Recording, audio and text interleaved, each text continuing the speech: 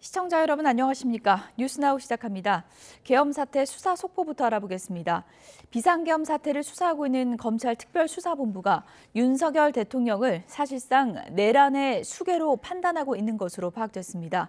김용현 전 국방부 장관은 오늘 오후 3시로 예정된 구속 전 피의자 신문을 포기하겠다는 뜻을 밝혔습니다. 취재기자 연결해 보겠습니다. 김다현 기자. 네, 검찰 특별수사본부입니다. 네, 검찰이 윤석열 대통령을 범행의 정점으로 판단했군요. 네, 그렇습니다. 검찰은 어제 김용현 전 국방부 장관에 대한 구속영장을 청구하면서 내란 중요 임무 종사 혐의를 적용했습니다. 우리 형법은 내란죄를 저지른 사람을 우두머리와 중요한 임무에 가담한 사람 그리고 단순 가담자 이렇게 나눠서 처벌하도록 하고 있는데요. 김 전 장관이 우두머리가 아니라는 뜻으로 사실상 최종 결정권자인 윤 대통령을 내란 수괴로 판단한 겁니다. 다만 검찰은 윤 대통령이 내란 수괴라는 사실을 영장에 직접 적시하지는 않은 것으로 파악됐습니다. 검찰 수사는 앞으로 윤 대통령도 직접 겨냥할 것으로 보입니다. 특히 검찰은 물론 경찰과 공수처까지 경쟁적으로 수사를 벌이고 있는 상황을 고려하면 각 기관들이 대통령실과 한남동 관저 등에 대한 강제 수사에 나설 가능성도 배제할 수가 없습니다. 네, 김용현 전 장관은 오늘 영장 심사를 포기했죠? 네, 그렇습니다. 서울중앙지방법원은 오늘 오후 3시 김용현 전 국방부 장관에 대한 구속 전 피의자 신문을 진행할 예정이었습니다. 그런데 김 전 장관은 오전 10시 반쯤 갑자기 입장을 내고 구속 심사를 포기하겠다는 뜻을 밝혔는데요. 김 전 장관은 먼저 국민께 큰 불안과 불편을 끼쳐드린 점을 깊이 사죄드린다고 말했습니다. 또 이번 사태와 관련한 모든 책임은 오직 자신에게 있다며 부하 장병들은 자신의 명령과 주어진 임무에 충실했을 뿐이라고 덧붙였습니다. 김 전 장관이 이렇게 직접 소명을 포기하면서 법원은 서류 등을 검토해 이르면 오늘 밤 영장 발부 여부를 결정할 예정입니다. 네, 검찰에서는 오늘도 관계자 소환에 속도를 낸다고요? 네, 검찰은 오늘 오전 10시쯤 여인형 전 국군 방첩사령관을 피의자 신분으로 불러 조사했습니다. 이번 사태와 관련해 현역 군인을 피의자 신분으로 소환한 건 이번이 처음으로 알려졌는데요. 취재진이 여 전 사령관의 입장을 듣기 위해 앞에서 대기를 하고 있었지만 여 전 사령관은 취재진을 피해 조사실로 들어간 것으로 파악됐습니다. 여 전 사령관은 계엄령이 선포된 직후 주요 인사체포를 시도하는 등 계엄령 집행에 주도적인 역할을 한 것으로 의심받고 있습니다. 검찰 관계자는 YTN에 보이는 것보다 수사가 더 빠르게 진행되고 있다고 밝혔는데요. 사안의 중대성 등을 고려해 진술 확보와 신병 확보, 물적 증거 수집에 속도를 내는 모습입니다. 검찰은 어제 국군 방첩사령부 등에 대한 압수수색을 진행하고 곽정근 전 육군 특전사령관도 참고인 신분으로 불러 조사했습니다. 지금까지 검찰 특별수사본부에서 YTN 김다현입니다. 이번 비상계엄 사태의 핵심 인물인 여인영 전 방첩사령관은 앞서 YTN에 포고령을 위반하면 주요 인사를 체포하라는 지시가 있었다고 말했습니다. 검경은 주요 인사 체포의 최종 지시자가 윤석열 대통령일 가능성이 있는 것으로 보고 수사에 속도를 내고 있습니다. 윤우성 기자입니다. 여인형 전 방첩사령관은 YTN 인터뷰에서 김용현 전 국방부 장관이 이재명, 한동훈 대표 등 주요 정치인의 위치 추적을 지시했다고 말했습니다. 이어 이들이 포고령을 어길 경우 신병을 확보하라는 지시도 있었다고 털어놨는데 사실상 체포 지시입니다. 포고령엔 국회 등 정치 활동을 금지하고 언론을 계엄사가 통제하며 미복귀 전공인은 처단한다는 내용이 담겼습니다. 계엄령 해제를 위한 본회의를 열 경우 정치 활동으로 간주해 국회의장이나 각 당대표를 영장 없이 체포할 수 있게 한 겁니다. 실제로 계엄사령부는 비상계엄 선포 37분 뒤인 밤 11시 포고령을 발표했고 이후 50분쯤 뒤 국회 운동장에 계엄군을 태운 헬기가 착륙합니다. 비행금지구역인 용산 진입 등을 두고 수십 분 시간이 지체된 걸 고려하면 포고령 발표 즉시 특전사를 진입시켜 계엄령 해제를 막으려 한 것으로 보입니다. 당시 국회에 침투한 707 특수임무단의 책임자 김현태 단장 역시 비슷한 증언을 내놨습니다. 들어가서 꺼낼 수 있겠냐 하고 전화하고 지금 국회의원들 모이고 있는데 150명 되면 안 된다. 뭐 이런 뉘앙스로. 여인형 전 방첩사령관의 증언으로 김용현 전 장관에 의한 주요 인사체포 지시가 드러난 만큼 검경이 윤석열 대통령을 포함해 누가 최종 지시를 내렸는지 확인할 수 있을지 주목됩니다. YTN 윤웅성입니다. 국방부가 비상계엄 사태 직후 중앙선관위에 부대원을 투입한 의혹으로 오늘 문상호 국군정보사령관을 직무정지 조치했습니다. 국방부는 육군 소장인 문상호 사령관을 조사 여건 등을 고려해 수도권 지역부대로 대기 조치했다면서 이같이 전했습니다. 앞서 국방부 관계자는 계엄 당시 정보사 병력이 전산실 서버를 촬영한 정황이 있다면서 수사로 파악이 될 것이라고 밝혔습니다.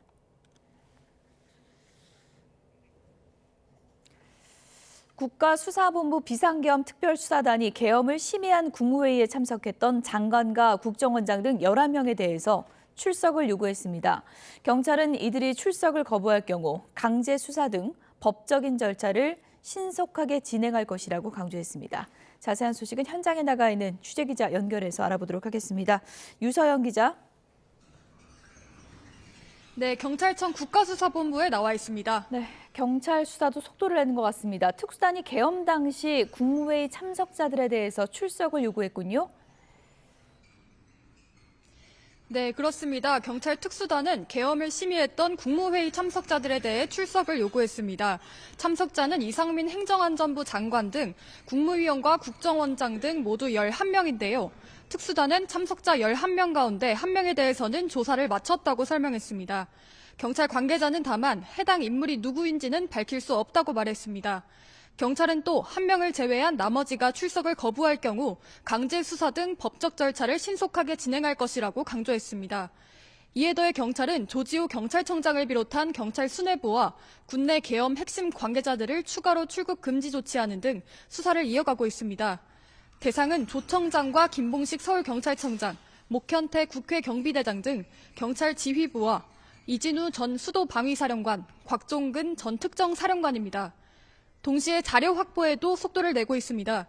특수단은 어제 국방부는 물론 계엄 사태에 깊숙이 관여한 방첩사령부와 수도방위사령부, 특전사령부 등의 계엄 발령 관련 부대원 투입 현황도 제출하라고 공식 요청했습니다. 특히 사안의 엄중함을 고려해 신속하게 협조해달라고 당부하기도 했는데 협조가 빠르게 이루어질지 주목됩니다. 경찰이 박안수 전 계엄 사령관에게도 소환을 통보했다고요? 네, 경찰 특수단은 박안수 전 계엄 사령관에 대해서도 출석을 요구했습니다. 다만 아직 조사 일정은 조율하고 있다고 덧붙였는데요. 검찰이 김용현 전 국방부 장관에 대해 영장을 청구한 것을 두고는 별개로 수사를 이어가고 필요하면 메시지도 낼 것이라고 밝혔습니다. 경찰 특수단은 앞서 김 전 장관의 휴대전화 등을 압수했는데요. 휴대전화와 PC, 노트북에 대해서는 아직 포렌식 작업이 진행 중인 것으로 파악됐습니다. 이상민 전 행정안전부 장관이나 여인형 전 국군 방첩사령관, 이진우 전 육군 수도방위사령관 등에 대해서는 소환 일정을 조율하고 있습니다. 네, 또 사건 관련자들의 참고인 조사도 계속 이어가고 있죠? 네, 경찰은 선관위와 군 관계자들에 대한 참고인 조사도 이어가고 있습니다. 어제 저녁 8시 기준 선관위와 군 관계자 모두 12명에 대해 조사를 마쳤다고 밝혔는데요. 경찰 관계자는 YTN과의 통화에서 참고인 대상자가 많은 만큼 오늘도 계속해서 조사를 이어갈 예정이라고 설명했습니다. 경찰은 선관위 CCTV 또한 이미 제출 방식으로 전부 확보했고 분석 중이라고 덧붙였습니다. 지난 3일 비상계엄 선포 이후 계엄군이 선관위에 투입된 경위를 파악하기 위한 것으로 풀이됩니다. 지금까지 경찰청 국가수사본부에서 YTN 유서연입니다. 윤석열 대통령의 탄핵안 재추진을 앞두고 민주당은 동시다발적 특검 탄핵 추진으로 총공세에 들어갔습니다. 국민의힘은 대통령 조기 퇴진을 논의하기 위한 당 차원의 TF를 꾸렸는데요. 현재 몇 가지 안을 놓고 의원총회에서 논의를 이어가고 있습니다. 국회 취재기자 연결해서 내용 들어보겠습니다. 박정현 기자. 네, 국회입니다. 네, 오늘 22대 첫 정기국회 마지막 본회의인데요. 안건부터 좀 알아볼까요?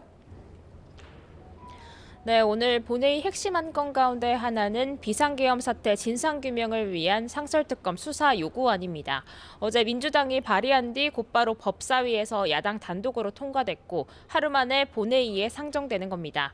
상설특검 수사 요구안은 윤석열 대통령과 함께 김용현 전 국방부 장관, 한덕수 총리, 국민의힘 추경호 원내대표도 수사 대상으로 적시됐습니다. 비상계엄 국무회의에 참석한 조지호 경찰청장, 박성재 법무부 장관 탄핵소추안도 보고될 예정인데요. 표결은 모레인 12일 본회의에서 이뤄질 거로 전망됩니다. 이외에 내년도 예산안이 올라갈지도 관심입니다. 지난 2일 민주당 단독 감액 예산안의 본회의 상정이 미뤄진 뒤 계엄 사태 여파로 여야 협상이 멈췄다가 어젯밤에야 여야정 협의가 다시 시작됐습니다. 민주당은 어제 결론이 나지 않는다면 이전에 추진했던 야당 삭감안을 그대로 본회의에 처리한다는 방침을 밝힌 바 있습니다. 국민의힘 김상훈 정책위의장은 YTN에 민주당이 본인들 요구하는 증액안만 주장하고 있어 협상에 진전이 없다며 일방 처리한 감액안이 그대로 본회의에 올라갈 가능성이 높다고 설명했습니다. 국회의장과 민주당 원내지도부가 만나 논의하고 있는데 박찬대 원내대표는 회동 중간 기자들과 만나 계획대로 오늘 감액안을 처리하겠다는 의지를 거듭 나타냈습니다. 이와 함께 국방위원회에선 오전 10시부터 비상계엄 사태 관련 긴급 현안 질의가 이어지고 있습니다.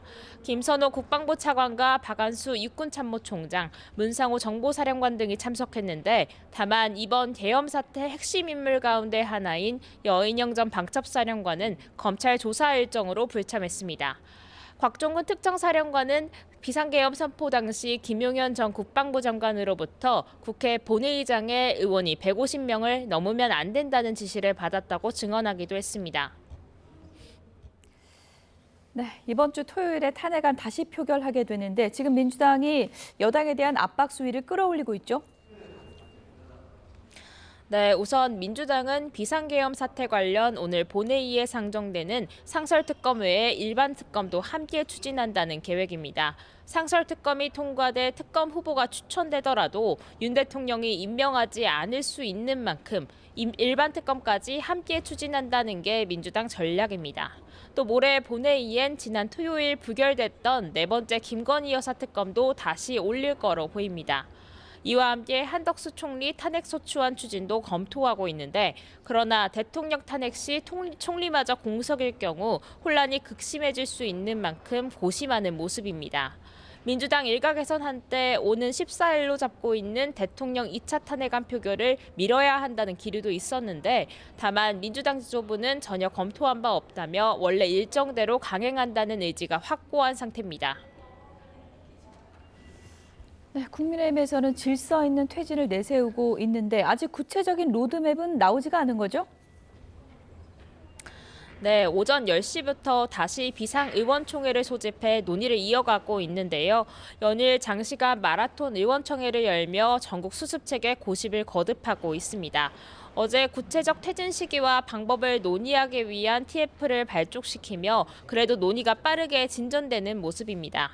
아침에도 TF가 회의를 했는데 의원총회에서 우선 크게 탄핵과 개헌, 하야 이렇게 세 가지 안을 보고한 거로 전해졌습니다. 구체적으로 대통령 거취와 관련해 2월 하야 4월 대선, 3월 하야 5월 대선 등 여러 방안이 거론됐습니다. 모두 탄핵소추안이 가결돼 절차를 밟았을 때보다 빠른 일정이라는 게 TF 설명입니다. 의총에서 의원들 의견을 수렴한 뒤 이르면 오늘 저녁 로드맵을 발표할 가능성도 배제할 수는 없습니다. 또 지난 토요일 탄핵안 표결에 불참했던 걸 두고 여론의 비판이 잦아들지 않고 있는 만큼 오는 14일엔 표결에 참여해야 한다는 의견도 적잖습니다. 배현진 의원도 방금 다음 탄핵안 표결엔 참여하겠다는 의사를 공개적으로 내놨고요. 탄핵 입장 기류 변화도 읽히는데 조금 전 김상욱 의원은 기자회견을 통해 다음 탄핵안 표결에서 찬성표를 던지겠다는 의사를 표명하기도 했습니다. 이러한 가운데 국민의힘은 오늘부터 원내대표 선출 절차에도 돌입하는데 이 역시 친윤계와 친한계 사이 후보군을 두고 신경전이 벌어지고 있습니다. 조금 전 이뤄진 중진회의에서 원조 친윤 권성동 의원으로 의견이 모아졌는데 권 의원은 아직 뜻을 정하지 못했다는 입장입니다. 다만 이에 한동훈 대표는 기자들과 만나 중진회의에서 결정하는 사안이 아니고 적절하지 않다며 반대 의사를 밝힌 바 있습니다. 지금까지 국회에서 YTN 박정현입니다. 대통령실은 오늘 대통령 전용기인 공군 1호기가 이륙했다는 군 인권센터의 주장과 관련해서 정기적으로 시행하는 성능 점검 비행이었다고 해명했습니다. 대통령실 경호처는 이같이 밝히며 확인되지 않은 방적 주장과 추측성 보도를 자제해달라고 덧붙였습니다. 경호처 관계자는 통화에서 성능 점검 비행 과정에서 윤석열 대통령이나 김건희 여사가 탑승하지 않았다고 말했습니다. 공군도 공군 1호기는 주기적으로 조종사 기량 유지와 항공기 성능 점검을 위해서 비행하고 있다면서 40분 동안의 점검 비행을 마친 뒤 착륙한 상태라고 밝혔습니다. 앞서 군 인권센터는 오늘 오전 10시쯤 공군 1호기가 서울공항을 이륙했고 윤 대통령 등 탑승자가 있는지는 확인되지 않았다고 공지를 한 바 있습니다. 비상계엄 해제 이후 탄핵 정국 속 처음으로 열린 국무회의에서 R&D 분야 예비 타당성 조사 제도가 폐지됐습니다. 과학기술정보통신부는 오늘 기획재정부와 공동으로 국무회의를 열고 과학기술법과 국가재정법 개정안을 의결했다고 밝혔습니다. 이번 개정안은 예산 요구를 1년 먼저 할 수 있는 사전기획 점검제와 사업 유형에 따라 심사 절차를 다르게 적용하는 맞춤형 심사제도 도입 등 기존의 제도보다 신속하고 유연한 연구 개발을 장려하는 내용을 담고 있습니다. 오늘 우리 증시는 계엄 충격 후 처음 상승 흐름을 보이고 있습니다. 개인은 계속 팔고 있지만 외국인과 기관이 매수에 나서며 지수가 급반등을 하고 있습니다. 원달러 환율도 어제보다 다소 낮은 1,420원대에서 움직이고 있습니다. 취재기자를 연결해서 자세한 소식 알아봅니다. 류한홍 기자, 현재 증시와 환율 움직임은 어떻습니까? 어제 폭락했던 우리 증시가 오늘은 반등을 시도하고 있습니다. 계엄 충격 후 처음이자 5일 만에 우리 증시가 상승을 하고 있습니다. 코스피는 1.01% 오른 2384.51로 출발 후 2% 넘게 급등하는 중입니다. 현재는 어제 무너진 2400선을 회복한 상태입니다. 개인은 3일 연속 순매도를 하고 있지만 외국인과 기관이 동반 순매수에 나서며 지수가 상승하고 있습니다. 장중에 외국인은 순매도로 전환했습니다. 삼성전자와 현대차를 비롯해 시가총액 상위 종목 대부분 상승 중입니다. 코스닥 지수도 1.42% 오른 635.94로 출발해 5% 이상 폭등을 하고 있습니다. 어제는 630선도 무너졌는데 오늘은 단숨에 650선을 회복했습니다. 개인은 7일 연속 순매도를 하고 있고 외국인과 기관이 동반 순매수를 하며 지수 상승을 이끌고 있습니다. 원달러 환율은 6.1원 내린 1,430.9원으로 출발해 소폭 내린 1,420원대에서 움직이고 있습니다. 어제는 1,438원까지 올랐는데 어제보다는 다소 상승세가 누그러진 모습입니다. 그래도 1,420원대 아래로는 내려가지 않고 있어 여전히 높은 수준이라 말씀드릴 수 있겠습니다. 시장에선 트럼프 충격으로 강달러 기조가 이어지는 가운데 국내 전국 불안이 가세하며 당분간 고환율이 지속될 것으로 전망하고 있습니다.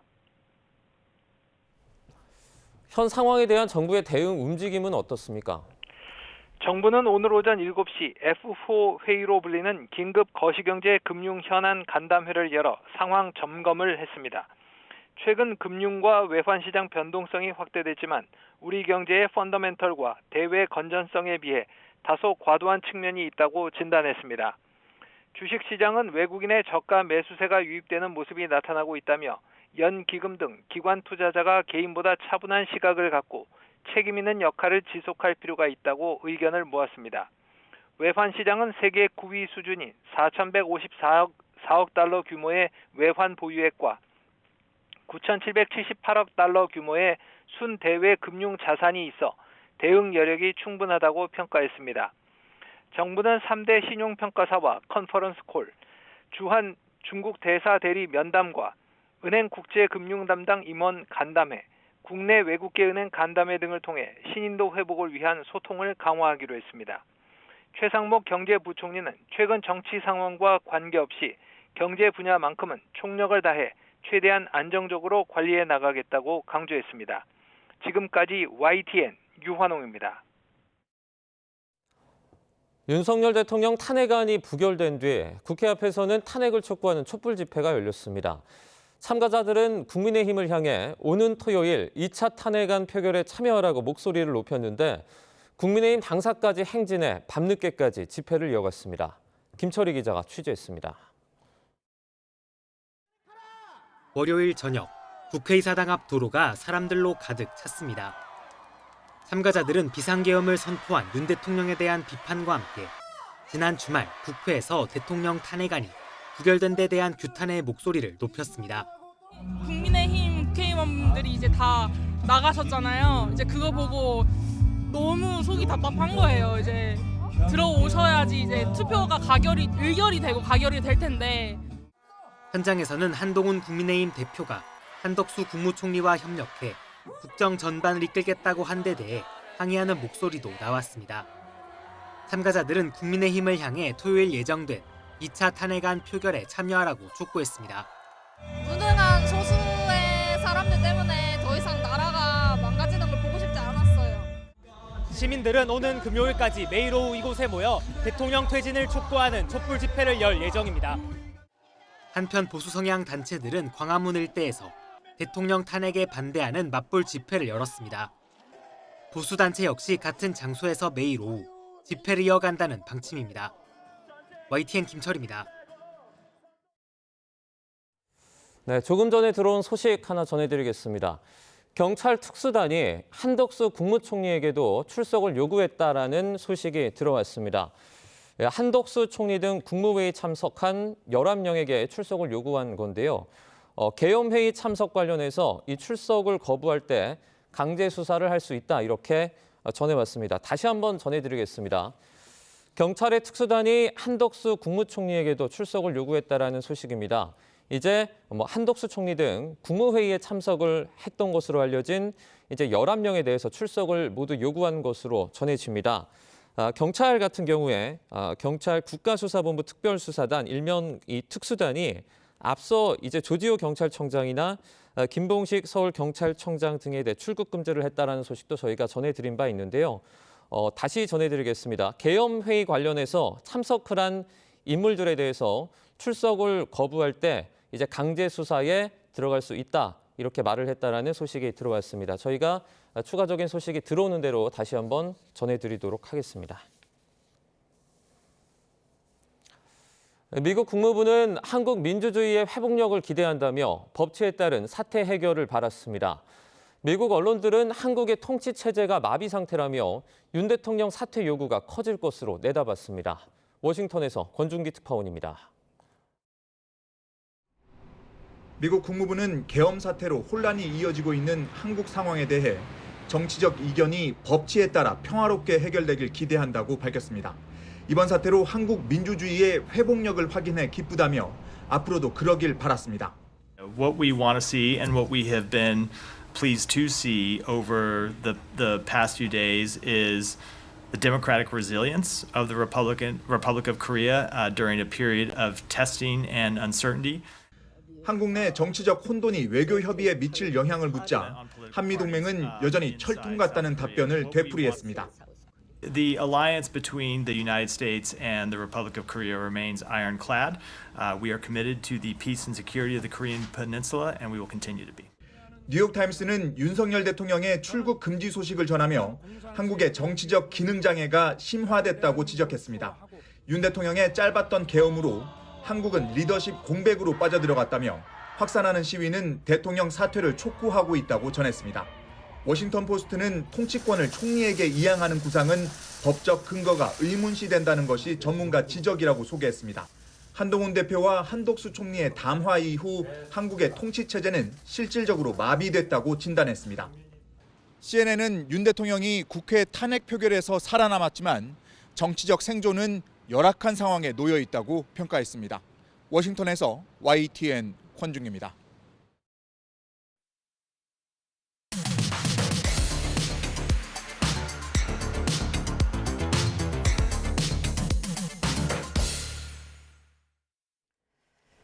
네, 각이 살아있는 정치평론 시사정각 시작하겠습니다. 오늘은 김근식 전 국민의힘 비전전략실장, 복기왕 더불어민주당 의원 두 분 모셨습니다. 어서 오세요. 안녕하세요. 네. 이번 주 토요일에 탄핵안 2차 표결이 있는데요. 정말 안개 속인 것 같습니다. 오늘 아침 국민의힘의 김상욱 의원이 탄핵에 찬성하겠다 이런 입장을 밝혔습니다. 들어보시죠. 대통령의 사죄와 즉시 하야를 촉구합니다. 우리 여당에도 진지한 잘못 인정과 대통령 탄핵 협조를 요구합니다. 저는 오로지 보수의 가치 판단 기준인 헌정 질서 및 자유민주주의 수호 정신에 따라 또 국민들께 깊이 사죄하는 마음으로 반헌법적, 반민주적 비상계엄을 기획한 대통령에 대한 탄핵 표결에 적극 찬성합니다. 탄핵 찬성 의사를 밝히셨는데 이런 의견에 대해서 당내에서 논의한 의견이 있다거나. 함께 논의하고 있는 의원들이 계십니다. 때가 되면 함께 뜻을 같이 할 것이라 생각하고요. 지난 표결 때에도 소신 있는 의원님들께서 다수가 이번 비상계엄은 잘못되었다. 따라서 탄핵해야 한다는 의견을 개인적으로 말씀 주시고 함께 공감한 의원들이 많이 있습니다.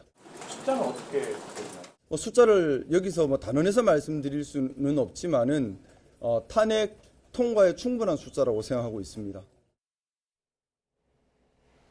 네, 들으신 것처럼 김상욱 의원 이번 주 토요일 표결에 나는 찬성표를 던지겠다 이렇게 입장을 밝혔습니다. 기존에 이제 안철수, 김혜지 의원이 있고 김상욱 의원까지 하면 이제 이탈표가 5표만 있으면 가결이네요. 그렇죠. 예. 이제 토요일에 2차 탄핵 표결에 아마 우리 당이 지난 주말처럼 입장 자체를 거부하는 것으로 하는 건 정말 못할 겁니다. 그러면 사실 견뎌낼 수가 없을 거고요. 예.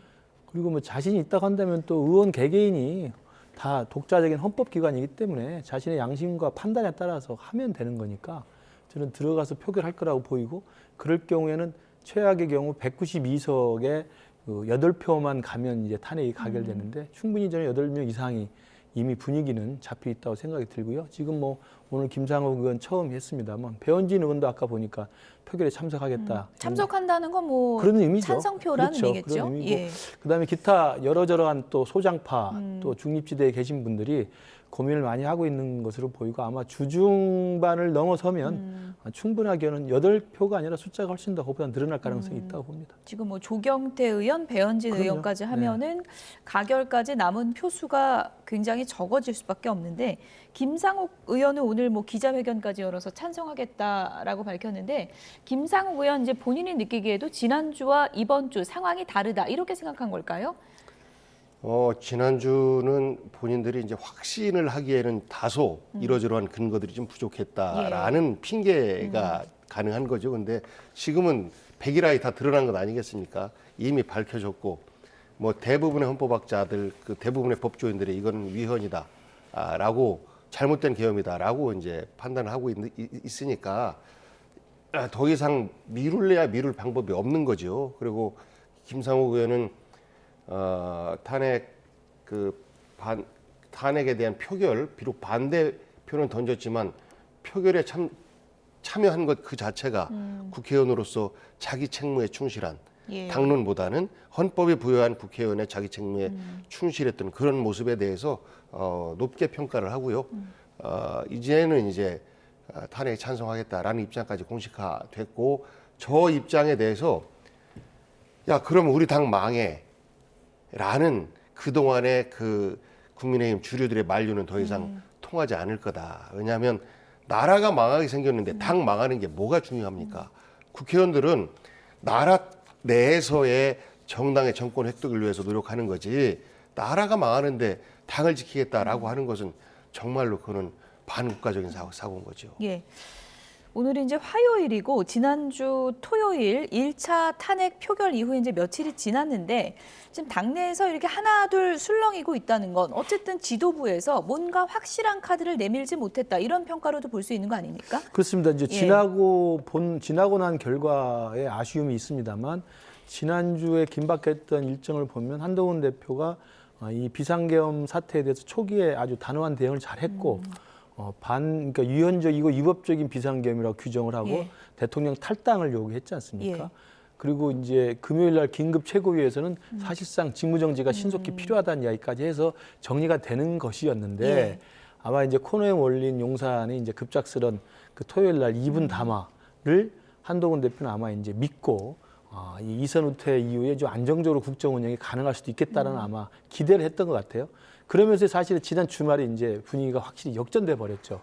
그러니까 주말 지나고 벌써 어제 오늘 주초반이 됐습니다만 한덕수 총리와 한동훈 대표라고는 2인 그 임시 공동 운영 체제가 불가능하다는 게 다 입증된 거 아니겠습니까? 예. 법적 근거도 없는 것이고. 그래서 저도 뭐 계속 주장을 했습니다만 이런 반민주적 폭거로서의 비상계엄을 가동했던 윤석열 대통령에 대해서는 우리 당이 탄생시킨 우리 당의 대통령이지만 우리 당에 나서서 육참 골단의 심정으로 뼈를 깎고 살을 베는 심정으로 대통령의 탄핵에 찬성을 해줘야만 예. 우리 당이 아까 우리 복귀한 의원님 우리 당이 어차피 망할 거라고 말씀하셨는데 뭐 쉽지는 않습니다만 우리 당도 살고 나라도 살 수 있는 길을 찾아야 된다고 생각합니다. 그러면서 저는 한동훈 대표가 지난 주말에 대통령의 담화를 너무 믿고 기대했던 그 오류를 시정을 하고 이번 주에도 탄핵에 찬성할 뿐만 아니라 저는 개인적으로 탄핵을 여야가 공동으로 발의하는 적극적이고 주도적인 모습으로 가서 민주당의 탄핵에 질질질질 끌려가서 마지못해 참석하는 게 아니고 우리도 탄핵을 발의한다. 오히려 같이 발의하자. 그럼요. 이렇게 나가야 된다. 그럼요. 그러면 예. 만장일치로 갈 수가 있고 예. 만약 거기에 우리 당의 일부 친윤 의원들이나 또 대통령을 사수하고자 그런 분이 있다면 그런 분들은 또 그분의 결정을 존중하면 되는 거고 국민들 나중에 판단하게 돼 있거든요. 예. 저는 그런 식의 창의적이고 어떤 드라마틱한 우리 여당 내에서의 어떤 극적인 새로운 해법이 나와야 될 때라고 생각합니다. 예. 실제 그 저희 당 의원총회나 이런 자리에서도 이 정도면 국민의힘에서도 함께 탄핵에 찬성하지 않을까요? 그러면서 공동 발의에 대해서 이야기가 나왔었어요. 예. 그런데 대부분이 지금 국민의힘이 그럴 리가 없다. 괜히 그 인정에 혹은 감성적으로 끌려가서 시간을 늦추는 결과밖에 안 나오니까 빨리 진행해야 된다라는 이제 주장이 훨씬 더 많아서 지금의 결론이 난 건데요. 그러니까 같이 간다라고 하면 너무 좋죠. 그러니까 지금 국가가 위기 상황이고 경제 빈생이 엉망이기 때문에 이 비상계엄을 찬성할 정치인 몇 명이나 되겠습니까? 그러면 좀 여당 지도부, 한동훈 대표가 중심을 잡고 이럴 때는 정치공학적 셈법이나 뭐 대선 스케줄에 따른 정치적 유불리를 따지면 안 됩니다. 국민 앞에 역사 앞에 여당 대표로서 제2의 6.29 선언과 같이 대통령이 독재자로서 역할을 했으면 그걸 분리해내는 여당 스스로의 육참골단의 결단을 내려서 탄핵에 저는 공동 발의를 해서 순탄하게 국회가 정말 새로운 민의의 전당으로서 대통령의 잘못된 행동에 엄중하게 심판하는 그런 모습을 보이면 우리 당도 어렵겠지만 그나마 새로운 살 길을 좀 찾을 수 있다고 생각합니다.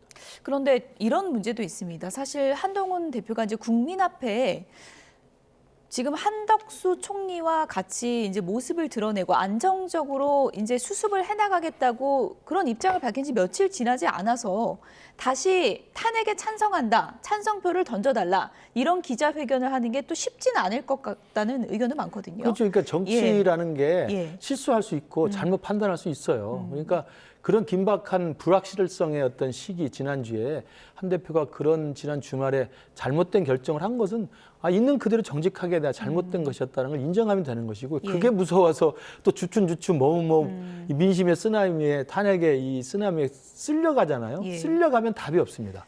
이럴 때일수록 다시 한번 그러면 국민 앞에 잘못을 인정하고 지금이라도 바로 잡겠습니다 해서 이 탄핵이라는 것에 대해서 여야가 없이 오히려 여야 공동발의라는 깔끔한 방식으로 우리 당의 활로를 좀 모색하고 그럼에도 불구하고 뭐 윤상현 의원이나 이런 분들은 반대를 하겠죠. 그런 분들은 그런 자율성을 주고 그 대신 나중에 선거 때 심판받지 않겠습니까? 저는 그 좀 정도를 걷는 것이 한동훈 대표에게 지금이라도 좀 기회가 될 거라고 생각합니다. 한동훈 대표 뭐 입장이 좀 오락가락했다 이런 비판도 있지만 사실은 직무정지가 필요하다 이런 입장을 이제 일찍이 밝혔고 또 개헌 반대도 이제 일찍이 입장을 밝힌 바 있는데 워낙에 좀 원외대표고 친윤계가 다수다 보니까 좀 한계도 있다 이런 또 상황적인 요인도 있는 것 같거든요. 한계도 있지만 실제 이 전국을 돌파할 만큼의 국민의힘 내에서 힘도 있어요. 그러니까 지금 친한계라고 불리워지는 그분들의 결단이 실제 국회의 결정을 좌우할 수 있는 것이라 그렇기 때문에 한동안은 굉장히 그 한동훈 대표의 일종의 그 검색량에서 이재명 대표를 압도할 예. 정도로 그랬었는데 지금 뚝 떨어졌습니다. 한한연대라고 하는 본인이 그 반헌법적, 반법률적이라고 하는 예. 계엄령을 평가를 했으면서 똑같이 반헌법적, 반법률적인 권한 행사를 본인이 하겠다라고 예. 국민들에게 밝힌 거 아닙니까? 그러니까 잘못한 거죠. 그러면 고백해야 돼요. 아, 순간적으로 내 판단이 잘못됐습니다. 빨리 나라를 구하겠다는 예. 이 혼란한 전국을 해결해야겠다는 생각에서 그랬습니다. 라고 반성하면 되는데 아직까지 아무런 말이 없는 거 아니겠습니까? 그래서 뭐 혹자들은 그렇습니다. 아, 그 권력을 내가 줄 수 있겠다라는 큰 착각과 더불어서 또 한편으로는 한동훈 대표의 약점을 윤석열 대통령이 쥐고 있는 것 아닌가? 그것 때문에 지금 이러지도 저러지도 예. 못하는 이런 상황에 놓인 것 아닌가라는 추측들도 하기도 합니다.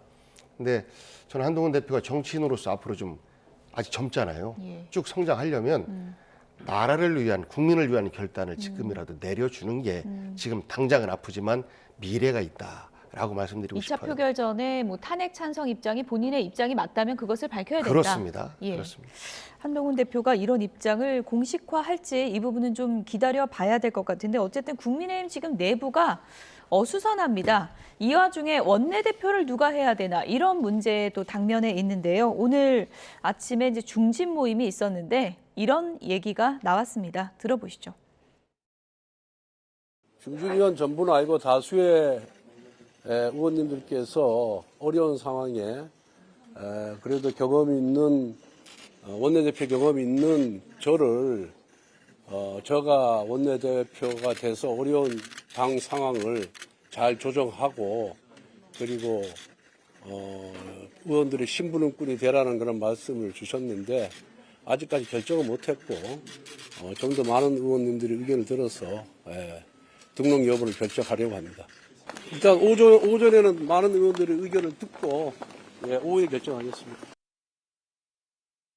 우리 중진회의에서는 원내대표로서는 권성동 의원님이 좋겠다. 지금 현재 굉장히 위중한 상황이고 즉시 일을 하실 수 있는 분은 권성동 의원님이다라는 쪽으로 의견이 모아졌습니다. 중진 의원들 사이에서는 그렇게 의견이 모아졌고요. 물론 한 분 정도 이의를 표시하시긴 했지만 대부분 의원들의 의견이 그렇게 모아졌습니다.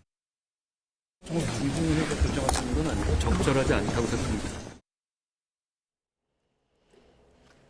마지막에 한동훈 대표 표정에서 모든 분위기를 읽을 수 있을 것 같은데 권성동 의원이 원내대표란다. 많은 분들이 지금 이 시국에 친윤의 상징인 권성동 의원이 원내대표를 한다고 이렇게 반문을 할 것 같거든요.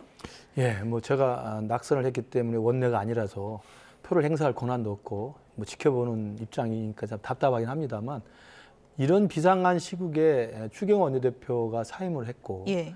그 빈 자리를 원내대표를 새롭게 뽑는데 권성동 전 원내대표가 또 다시 하겠다라는 입장이면 우리 당은 정말 더 혼날 수밖에 없다고 생각을 합니다.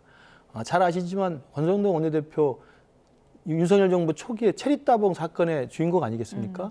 그 체리따봉 사건은 결국 어떻게 연결이 됐습니까? 멀쩡한 이준석 당대표의 축출로 연결이 됐던 사건입니다. 그 사건의 당사자였습니다. 윤석열 정부 초기에. 사실은 제가 지금 돌이켜 생각해보면 우리가 정말 어렵사지 우리가 힘을 모아서 윤석열 정부를 탄생시켰습니다만 윤석열 정부의 잘못은 거기서부터 시작된 거거든요. 그리고 일관되게 잘못된 길을 걸어왔고 저도 참 그 길에서 답답하게 계속 문제제기를 했습니다만 먹히진 않았고 그런데 그러한 체리따봉의 주인공이자 이준석 당대표 축출의 당사자였던 분이 지금 윤석열 대통령의 반민주적 폭거라는 계엄으로 인해서 시작된 이 어수선하고 혼란한 시국에 이 당을 추스리는 원내대표에 나가겠다고 그분이 된다고 한다면 제가 개인적으로는 권성동 의원님을 참 개인적으로는 좋아합니다만 저는 우리 당은 그건 아니라고 생각합니다. 저는 한동훈 대표가 바로 그렇기 때문에라도 권성동 대표를 반대하니 찬성하니 이 문제가 아니라 역사적인 결단을 내려야 됩니다. 그러니까 어차피 친윤 의원들 뭐 이런 분들이야 대통령을 사수하고 지키려고 할 수 있어요. 그분들은 그분들의 길을 가시라고 하고 당 대표는 지금 한동훈 대표 아닙니까? 그럼 한동훈 대표랑 민심에 부응하고자 하는 민심을 따르고자 하는 옳은 의원들이 있다면 또 그런 당협위원장이 있다면 그런 분들 중심으로라도 당을 새롭게 살 길을 찾아가야죠. 저는 한동훈 대표가 이번 주 중에 오늘 내일이라도 제2의 6.29 선언과 같은 저런 무모한 시도와 저런 무모한 친윤들의 저항에 대해서 단호하게 민심을 명분으로 해서 제압하는 저는 입장을 취해야 한다고 생각합니다. 물론 뭐 중진 모임 몇 명이서 추대한다고 해서 원내대표가 되는 건 아니지만요. 어쨌든 권성동 의원으로 거의 뭐 만장일치로 되는 분위기다 하는데 이거는 뭐 한동훈 대표 체제로 가겠다는 게 아니고 앞으로 권성동 체제로 가겠다 뭐 이런 선언 아닙니까? 한동훈 제낀다. 한동훈 제낀다. 이런 거죠. 지금 어차피 정치 행위는 원내에서 이루어질 수밖에 없는데 한동훈은 완전히 제낀다라는 선언을 공식적으로 하는 거나 마찬가지예요. 근데 참 답답한 게 요즘 시대가 어느 시대인데 중진 회의에서 저런 당의 중요한 미래에 대한 결론을 냅니까? 민주당 같은 경우는 상상할 수 없는 일이에요. 옛날 시대 때 중진들의 결정 그러면 이제 초재선들이 꼼짝 못하고 따르고 그랬었는데 지금은 글쎄요. 저런 결정에 대해서 국민의힘 내 초재선들이 따를까요? 저는 불가능할 거라고 봐요. 그래서 지금 불가능한 상상들을 이런 정도로 수습될 수 있겠다라는 불가능한 상상들을 저분들이 그냥 그야말로 여의도 내에 갇힌 좁은 시각으로 이 사태를 해결할 수 있겠다라는 착각 속에 빠져 있는 것 아닌가 싶습니다. 예. 근데 제가 이제 계엄에 반대했던 그런 의원들을 이렇게 상대로 18분이죠. 그분들을 이렇게 사진을 보면서 봤는데 사실 뭐 권성동 의원이 하는 게 이제 비판이 많이 나올 수는 있지만 마땅한 대안도 없다는 게 또 국민의힘의 굉장히 고민거리일 것 같거든요. 그렇습니다. 이제 원내대표는 일단 좀 선수가 좀 있어야 되고요.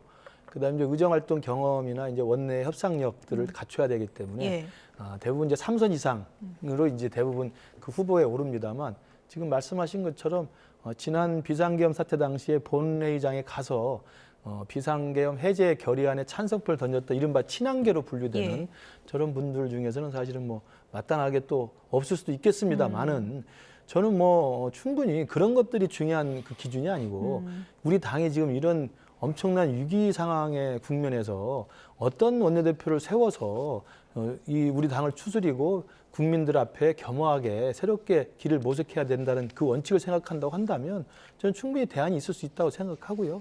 지금의 원내대표가 할 수 있는 게 뭐가 있겠습니까?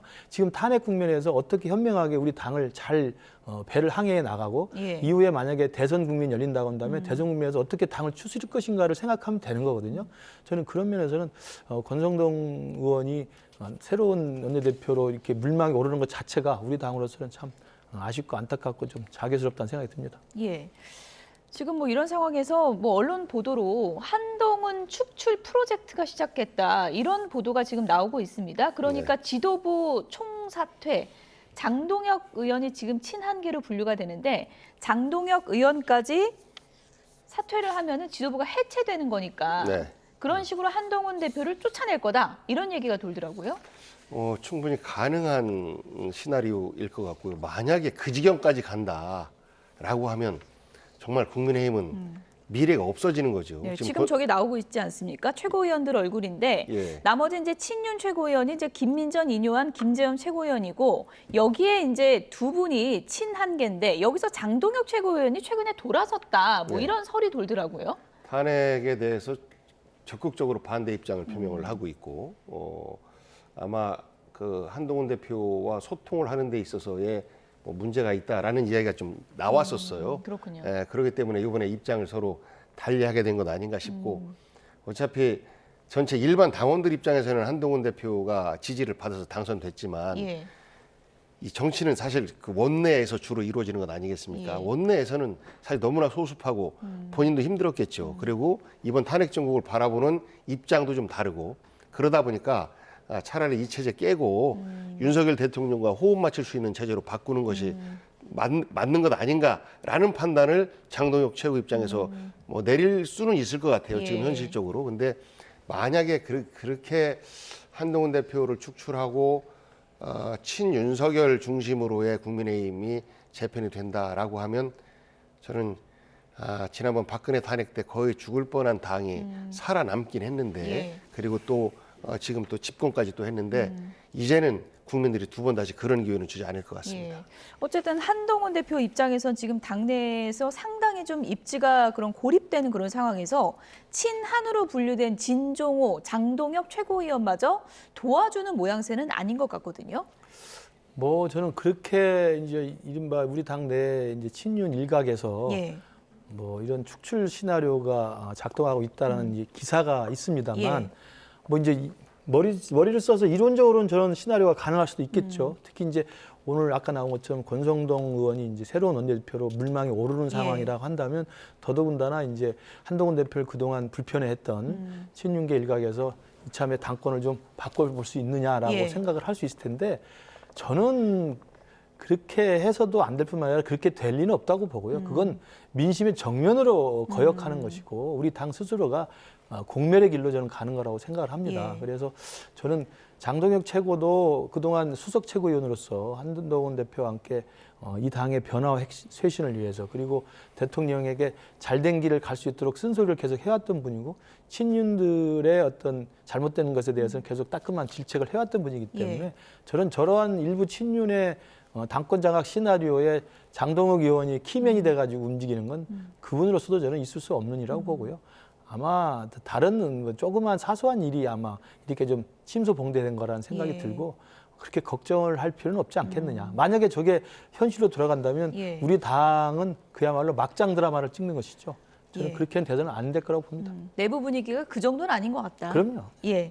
어쨌든 뭐 한동훈 또 쫓아내는 거 아니냐 이런 얘기가 나오니까 이준석 의원 뭐 나도 당해봤다 이렇게 얘기하면서 오늘 아침 언론 인터뷰에서 이런 얘기를 했습니다. 들어보시죠. 그러니까 이게 구속을 통해서 시간을 끈다잖아. 애초에 이거는 전략이라보다는 망상이고요.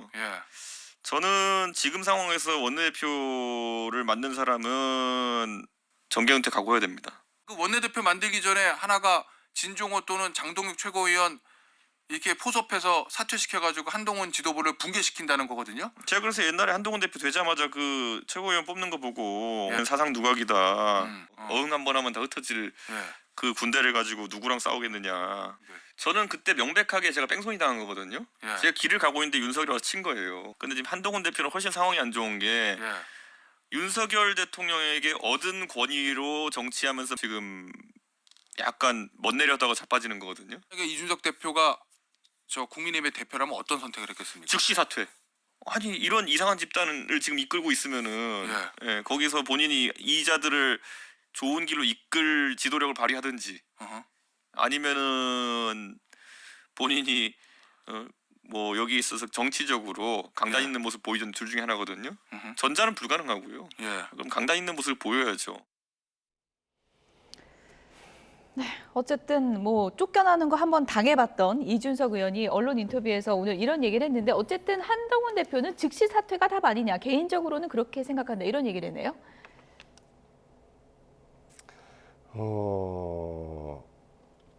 그렇게 되면 무책임한 사람이 되겠죠. 진짜 여기서 사퇴하면 무책임한 사람인 그럼요. 거다. 무책임한 예. 사람이 되겠죠. 그래서 최소한의 당의 진로에 대해서 주장을 하고 그 주장이 먹히지 않을 때 그때는 이제 책임을 지고 사퇴하는 뭐 이런 모습들은 보일 수 있는데 그냥 아무런 입장 없이 즉시 사퇴다라고 하는 것은 그건 정치 지도자로서 취할 수 있는 입장은 아니고 이준석 대표 입장에서는 뭐 그런 주장을 할 수는 있을 것 같아요. 비판적으로. 그런데 저는 지금이라도 한동훈 대표가 당 대표답게 빨리 대통령 즉시 사퇴하시라.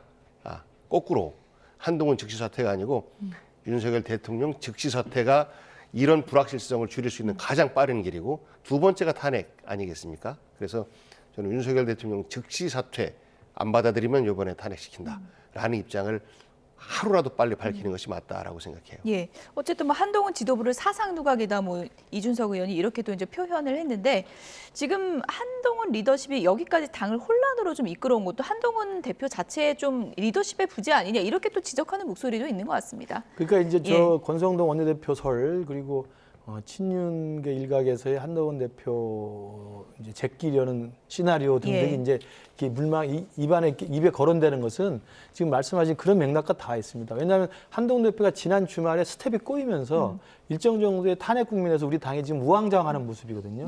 저는 아까 말씀드린 것처럼 초기에 강단 있는 모습으로 이 반민족 폭거에 대해서 원칙적 입장에서 대통령께 요구할 거 요구하고 당을 이끌고 갔으면 저는 흔들리지 않았다고 생각합니다. 근데 지난 주말에 흔들리면서 약간의 정치적인 문매를 맞았죠. 그러니까 리더십이 흔들리죠. 그러다가 다시 또 이제 후퇴해서 다시 탄핵 찬성으로 간다고 한다면 결국 탄핵의 쓰나미에 밀려서 우리 당에 참전하는 꼴이 되잖아요. 그러면 정치적 책임을 요구하게 돼 있습니다. 지난 2016년에도 탄핵에 가결됐을 때 당대표는 사퇴를 합니다. 이제 그건 정치적 책임을 지는 양상이 되는 거거든요. 아마 그런 것까지 노림수를 두고 흔들어서 탄핵 찬성으로 일단 이 당이 정리가 돼서 이번 주말이라도 되거나 다음 주라도 되면 이게 한동훈 대표 리더십 때문이다라고 책임지라고 할 수 있는 또 시나리오가 있어요. 저는 그런 여러 가지 것들을 가지고 아마 한동훈 대표 흔들기를 만약에 물밑에서 조금이라도 희망적으로 생각하는 사람이 있을 거라고 보지는 않겠지만 그런 사람이 있다면 저는 이 당에서 정말 이 큰 길에 큰 위기 상황에서 큰 생각을 해야지 그런 잔꾀를 부려서는 저는 당이 더 뭐 어려워질 거라고 보고요. 한동훈 대표는 제가 알기로 그러지 않을 거고 사퇴는 이준석 대표의 희망사항이고요. 아까 이준석 대표가 얘기한 것처럼 강단 있는 지도자의 모습을 보여야죠. 위기 상황에서 오히려 가장 극적이고 가장 감동적인 정치적 어떤 새로운 해법을 제시하면서 당을 이끌고 가는 그런 어떤 저는 감동의 드라마를 보여야 된다고 보고 그런 맥락에서 저는 아까 단순한 탄핵 표결에 들어가고 탄핵에 찬성하는 게 아니라 여야가 공동으로 탄핵을 발의하는 골참 6단의 그런 어떤 새로운 결의를 보여줌으로써 당을 이끌고 가는 것이 저는 제2의 6.29 선언만이 지금 한동훈 대표의 리더십의 위기를 돌파할 수 있는 저는 카드라고 생각합니다. 네, 이번 계엄 사태와 관련해서 국회에서 이제 현안 질의가 진행이 되고 있죠. 국방위에서 현안 질의가 이제 진행이 되고 있고요. 방첩사 수사단장의 발언 내용이 조금 전에 들어왔습니다. 김대우 방첩사 수사단장이 국방위에서 한 발언이 지금 속보로 들어왔는데요. 구금시설 체포 지시를 여인영 전 방첩사령관으로부터 지시받았다. 이런 내용을 직접 밝혔습니다. 처음에 지시받기로는 벙커 안에 시설이 있는지 확인하라. 이렇게 지시를 받았고 여인영 사령관이 이 실장을 통해서 직접 수방사에 가서 직접 벙커를 확인해라. 이렇게 지시했다. 이런 얘기를 했다는 속보가 들어왔습니다. 방첩사 수사단장의 발언 내용이 지금 속보로 들어왔고요. 전해드리고 있습니다. 오늘 이제 국방위에서 한 발언인데요. 정치인 체포 지시를 누가, 언제, 어떤 내용으로 했느냐. 이것이 계엄 사태의 핵심 내용 중에 하나죠. 방첩사 수사단장이 여인영 방첩사령관이 지시를 했다. 벙커 안에 시설이 있는지 확인해라. 이런 지시를 했다. 이런 내용을 밝혔습니다. 복귀영 의원님, 지금 뭐 계엄 사태 관련해서 이제 정부 현안 질의를 통해서 여러 가지 이제 내용이 확인이 되고 있는데 여인영 사령관이 상당히 체포와 관련한 구체적인 지시를 했다. 이런 증언이 나온 거네요. 네. 윤석열 국방부 장관, 김용현 방첩사령관, 여인영. 요 3인이 사실 가장 주된 충암파이기도 하고 이들 셋이 가장 중요한 이제 범죄자다 이렇게 보고 있는 것인데 주요하게 여인영 그 방첩사령관이 이러저러한 지시들을 군을 통해서 내리는 그 역할을 맡은 것 같아요. 근데 이미 뭐 뚝이 다 지금 무너질 대로 무너지고 있는 중이라서 구체적으로 지금 수사단장은 저런 지시를 하고 나중에 우리가 이제 수사가 본격화될 때는 국회에 출동했던 사병들까지도 모두 다 우리가 이제 수사를 하게 될 거거든요.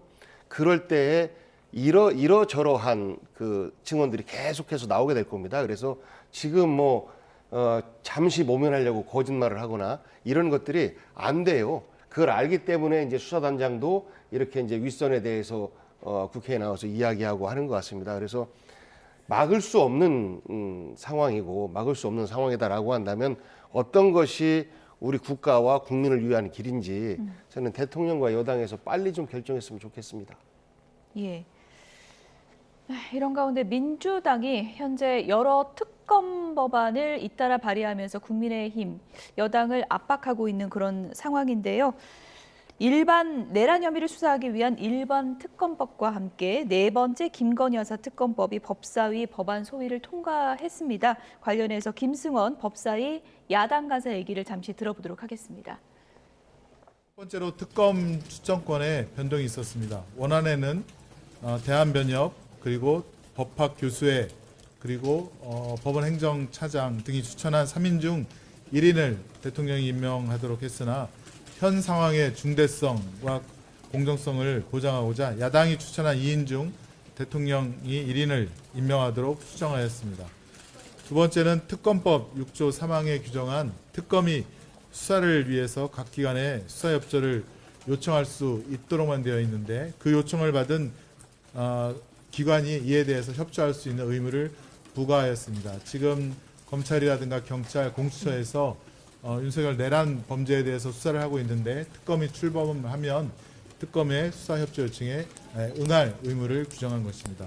세 번째는 특검이 압수수색을 한 경우에 국가정보원과 군은 군사기밀 등을 이유로 압수수색을 방해할 수 없도록 규정하였으나 여기에 국가정보원과 군뿐만 아니라 내란 범죄의 핵심인 대통령 비서실과 대통령 경호처도 압수수색을 방해할 수 없도록 그렇게 수정을 하였습니다.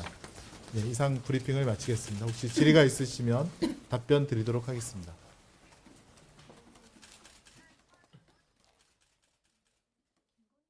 김승원 법사의 야당 간사의 얘기를 들어봤습니다. 그러니까 내란 혐의를 수사하기 위한 일반 특검법 그리고 김건희 여사 특검법을 지금 민주당이 이제 추진하고 있는 그런 상황이고요. 수사 협조에 응할 의무를 부과하겠다 이런 내용이 이제 들어가 있다 이런 설명을 들어봤습니다. 복경 의원님, 네. 지금 민주당이 내란 혐의 수사 관련해서 지금 일반 특검하고 상설 특검을 같이 추진하잖아요. 네. 그건 왜 그런 건가요?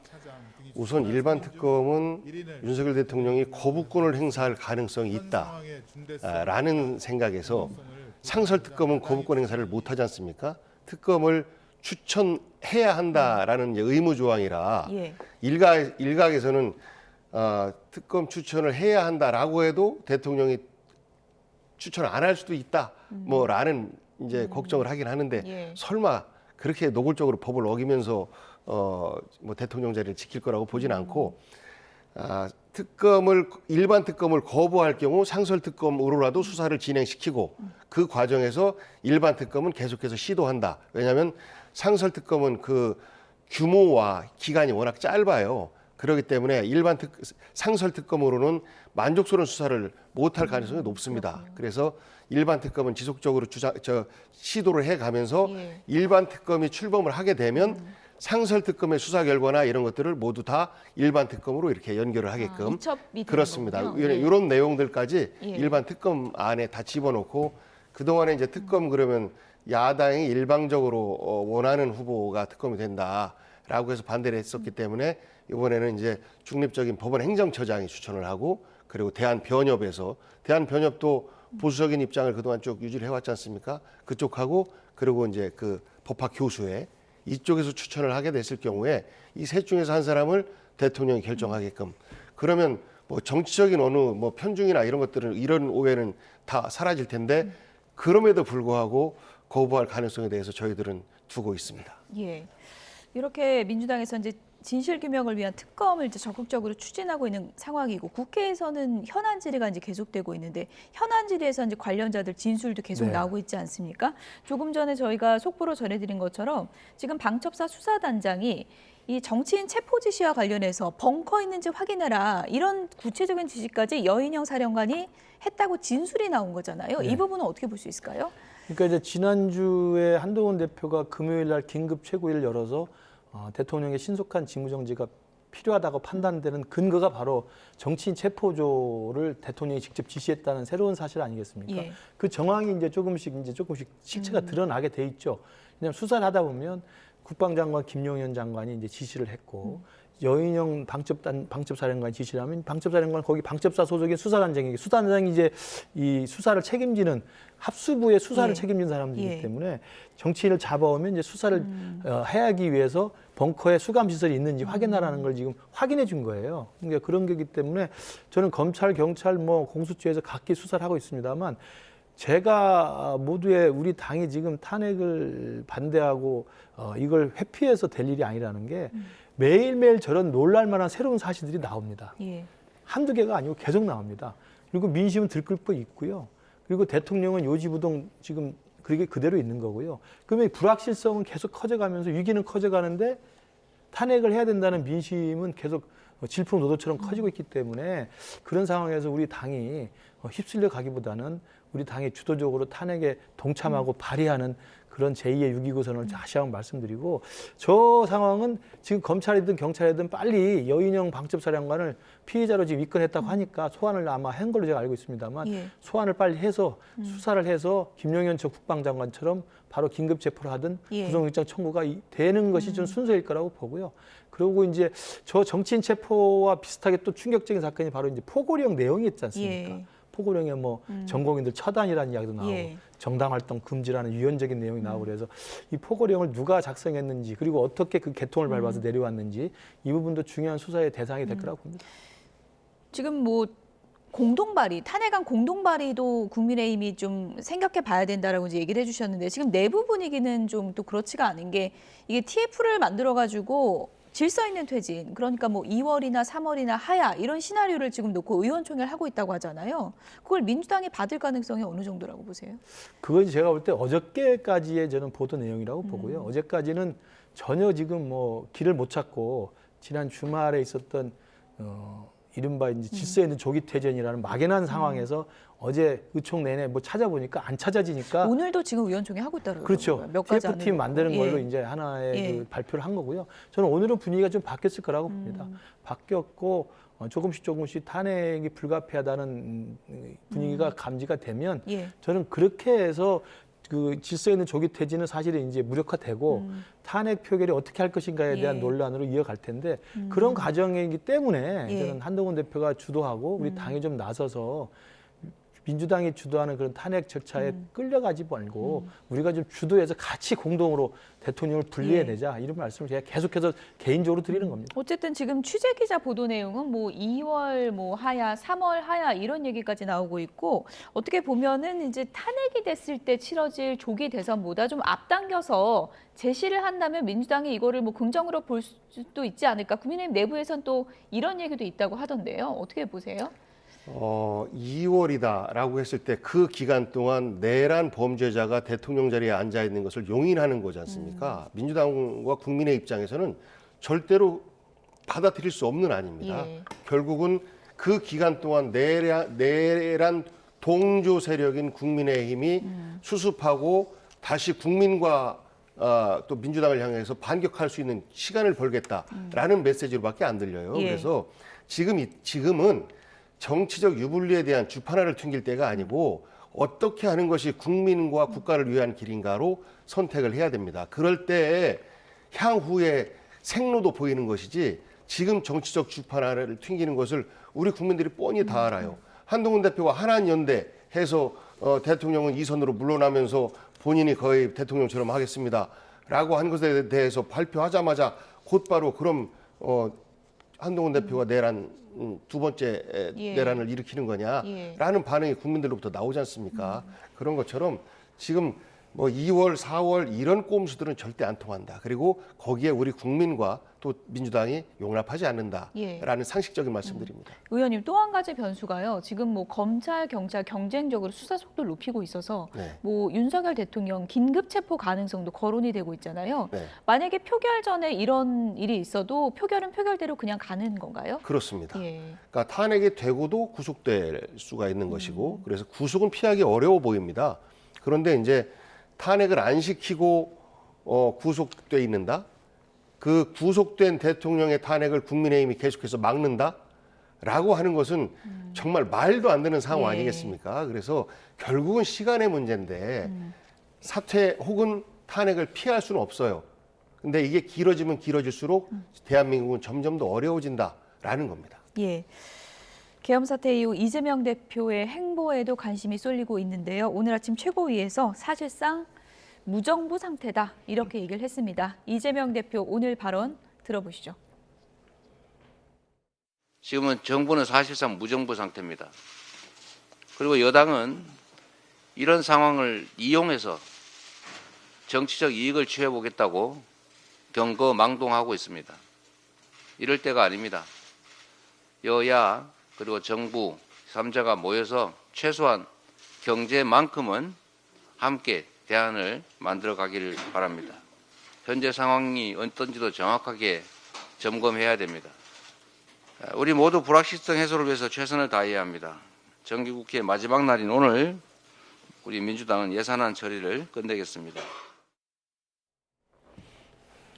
네, 일단 여당에 대한 압박을 이어가면서 다른 한편으로는 민생을 챙기겠다. 이재명 대표가 이런 행보를 보이고 있는데 어쨌든 감액된 예산안은 그대로 뭐 이번에 통과가 되는 걸까요? 어떻게 봐야 됩니까? 뭐 오늘까지 한다고 하면 예. 지금 입장을 바꾸지 않고 있기 때문에 지난 애결위에서 일방적으로 통과시킨 감액 예산안을 뭐 통과를 할 가능성이 있어 보입니다. 그래서 긴급하게 최상목 경제부총리가 도움을 요청했습니다만 안 되는 것 분위기 같고요. 저는 저것도 이재명 대표가 말로는 민생 이야기하고 지금 뭐 무정부 상태라고 이야기합니다만 예. 물론 지금의 이런 혼란의 근본적인 원인은 윤석열 대통령의 잘못된 큰 잘못이었죠. 그러나 이 이후 상황에서 윤석열 대통령의 잘못 이후에 진행된 상황에서 보면 이재명 대표도 지금 법무장관 탄핵하죠. 감사원장 탄핵하죠. 국무총리도 탄핵하겠다고 그러죠. 대통령 탄핵으로 해서 대통령이 직무가 정지돼서 사실상 관제 유폐가 되면 예. 그리고 이미 지난주에 계엄 사태 이후에 내각 총사퇴 입장을 다 내놨잖아요. 그러면 권한대행 입장에서 좀 새로운 내각을 만들어서 할 수 있도록 분위기가 만들어질 텐데 계속 꼭꼭 찍어가지고 핀셋으로 하나씩 이 탄핵을 한다고 하면 저는 그것이 오히려 무정부 상태를 조장하는 또 하나의 결과가 있다고 봅니다. 그렇기 때문에 저는 여당도 정말 정신 차리고 이 국가적 위기 상황에서 국민만 바라보고 역사 앞에 올바른 결정해야 되지만 이재명 대표도 본인의 정치적인 이해관계가 아니라 나라를 위한 진정한 모습을 보여야 된다. 지금 저렇게 서두르는 이유가 뭐겠습니까? 다들 한쪽에서는 의심하는 게 지금 공직선거법 최종 확정 판결이 6개월이면 나기 때문에 예. 그 공직선거법 최종 확정 나기 전에 빨리빨리 끝내서 대선을 치르려고 하는 거라는 의심을 다 갖고 있거든요. 물론 그렇게 하지 않을 수도 있겠습니다만 그렇기 때문에 이재명 대표도 이럴 때일수록 본인의 그런 개인적인 정략적 접근은 국민들에게 오해 사지 않도록 해야 된다고 저는 강력하게 주장을 합니다. 네. 제가 좀 말씀을 드려야 될 것 같은데 한덕수 총리에 대한 탄핵은 실질적으로 권한대행이 수습할 수 있도록 길을 열어줘야 된다라는 의견들이 대세였어요. 예. 그러니까 이 계엄령 건의가 국방부 장관과 행안부 장관이 총리를 거쳐서 대통령에게 건의할 수 있도록 이렇게 돼 있기 때문에 한덕수 총리는 피할 수가 없습니다. 그러니까 일종의 동조자로서 형사처벌을 피하기가 어려워요. 예. 그럼에도 불구하고 한덕수 총리는 그냥 뒀었는데 한한연대를 통해서 그 일종의 제2차 내란을 기도한 그래서 한덕수 총리를 더 이상 용납할 수가 없다라고 했던 것이고 우리가 쭉 그 권력 승계 순위가 있습니다. 국무위원이 순서대로 쭉 가는 순서대로 거죠? 있어서 예. 결국 국가 시스템대로 움직이면 돼요. 우리 수사기관들도 검찰, 경찰, 공수처 여기도 계엄령이 발동되고 나서 곧바로 수사에 들어갔으면 예. 바로 체포했어야죠, 대통령. 근데 지금 못하고 있는 거 아니겠습니까? 국가기관들이 제대로 작동을 못하고 있는 거예요. 탄핵도 헌법이 정한 절차에 의해서 우리 민주질서, 자유민주주의 질서를 지키기 위한 절차에 탄핵에 들어가 있기 때문에 정말로 혼란스럽지 않게 이 사태를 수습해 나가는 과정입니다. 그렇기 때문에 한덕수 총리가 그런 그 동조자임에도 불구하고 수습할 수 있는 기회를 주고자 했으나 본인 스스로 2차 내란의 주범이 됐기 때문에 피하기 어렵게 됐다라는 말씀드리고 예산과 관련해서는 그렇습니다. 감액은 그동안에 감액은 국회에서 할 수 있고 증액은 재정당국의 동의가 있어야 증액이 가능한 건데 그동안에 이 증액 과정에서 야당의 요구 예산들을 어느 정도 들어줬어요. 대표적으로 지역화폐 예산입니다. 이런 것들에 대해서 전혀 동의를 안 해줍니다. 그렇기 때문에 재정당국의 동의 없이 증액을 시킬 수가 없으니까 그러면 우리가 4.1조 정도 감액을 하겠다라는 그 결정을 내렸던 것이고 그동안의 정부의 감액은 대략 지난 한 5년 평균 보면 5.8조 정도의 감액을 했어요. 그 감액한 예산만큼 다른 용도로 이제 증액을 했던 것이죠. 그래서 지금 뭐 감액 때문에 경제가 어렵다 어쩌다 하는데 경제와 관련된 예산들은 단 한 푼도 감액한 게 없다. 부당한 특활비라든지 특정 업무 경비라든지 이런 것 중심으로 감액을 했다라는 말씀드립니다. 예, 의원님 간략하게 요거 추가 질문 좀 드려야 될 것 같은데 총리가 탄핵이 돼도 국무위원의 이제 순서대로 이렇게 체계가 있다라고 네. 얘기를 해주셨잖아요. 그런데 네. 이제 국무위원들도 어차피 그 계엄 관련해서 회의에 다 들어갔기 때문에 민주당에서 국무위원들도 모두 탄핵 대상 아니냐 이렇게 지금 추진하고 있다고 들었거든요. 그건 어떻게 좀 정리가 될까요? 그것은 이제 현재 예. 수사 상황을 좀 봐야 될 것 같은데요. 예. 탄핵과 별개로 지금 그 회의에 참석한 국무위원들 모두가 다 수사 대상자고 예. 한덕수 총리에 대해서 출석을 예. 요구하고 그런 것 아니겠습니까? 그러니까 탄핵과 별개로 수사는 진행돼요. 왜냐하면 저들은 범죄자이기 때문에. 예. 그런데 그 회의에 참석하지 않은 국무위원들도 또 있습니다. 그분들을 중심으로 해서 현재 사태가 진행될 수 있도록 하고 우리가 탄핵을 가급적이면 덜 해서 현재 있는 부처 장관들이 다음 정부 출범할 때까지 일을 할 수 있도록 하는 게 좋겠다라는 생각을 기본적으로 갖고 있어요. 예. 그런데 지난번 한덕수 총리처럼 2차 내란 또 3차 내란 이런 것들을 군안 대행자가 또 하게 된다라고 하면 예. 탄핵은 또 불가피하게 계속해서 이어질 수밖에 없습니다. 끝으로요. 이재명 대표 얘기하고 있었는데 지금 뭐 계엄 사태와 더불어서 차기 대권 지지율도 이재명 대표의 경우 지금 큰 폭으로 좀 올랐습니다. 여론조사를 좀 보여주시면 52.4%까지 올랐습니다. 물론 뭐 이런 분위기 속에서 뭐 당연하다 이렇게 보는 분들도 많을 것 같은데 지금 여권 내부에서는 또 이렇게 해서 사법 리스크가 모두 해소되는 것은 안 된다 이런 또 목소리도 있잖아요. 그렇죠. 이제 지금 이제 계엄 사태 이후에 탄핵 국면이 지금 진행이 되고 그리고 이재명 대표 대세론이 이제 뭐 민주당을 떠나가지고 국민들에게 좀 확산되는 분위기는 있습니다. 예. 그렇기 때문에 우리 당에서도 탄핵이라는 불가피한 상황을 인정하면서도 시간을 끌려는 이제 몇 가지의 정략적 접근을 했던 거예요. 예. 뭐 예를 들면 임기 단축 개헌으로 해서 뭐 2026년까지 끌어보자. 대통령이 구속되면 오히려 그게 거리가 아니기 때문에 끌어보자. 이러이러한 사실 잔기술을 동원한 예, 거죠. 예. 물론 그렇게 하고 싶은 분들도 많아요. 우리 당도 그렇고 우리 지역에도 지지자분들은 이재명 대표가 대통령 되는 꼴을 못 보겠다는 분들이 많아요.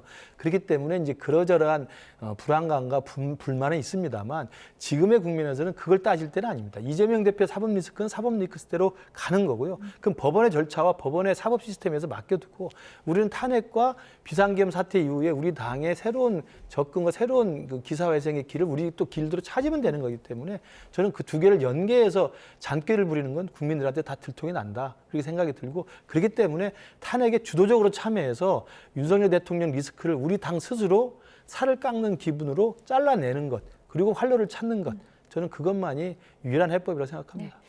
어쨌든 국민의힘 내부 상황이 상당히 긴박하게 돌아가서요. 한동훈 대표가 이 상황에서 또 어떤 결단을 내릴지 좀 보겠습니다. 김근식 전 국민의힘 비전전략실장, 복기왕 더불어민주당 의원 두 분이었습니다. 고맙습니다. 감사합니다.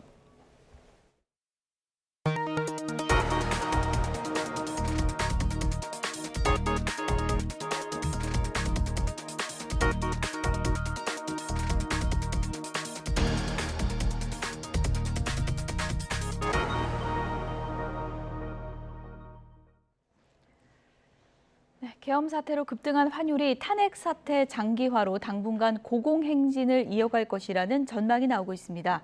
가뜩이나 경기가 어려운데 수출마저 발목을 잡히는 것 아닌지 기업들이 바짝 긴장하고 있습니다. 황혜경 기자입니다.